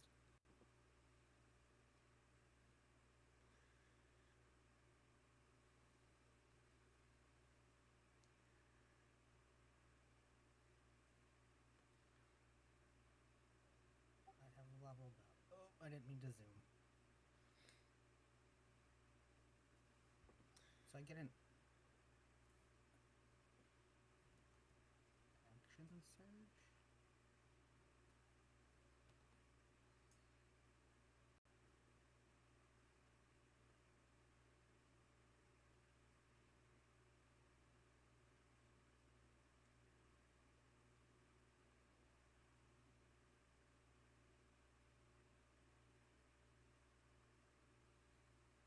And Liam, I sent you a message. all right.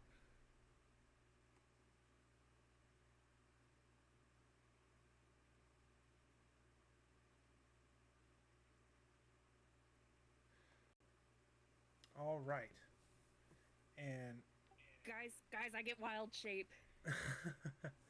nice. Um, that is where we are going to end tonight's stream. Thank you all who have watched. Please like and subscribe to get the next episode whenever that drops. How's everybody feeling? Good. All right. I had fun. Awesome. All right. Thank you all so much for tuning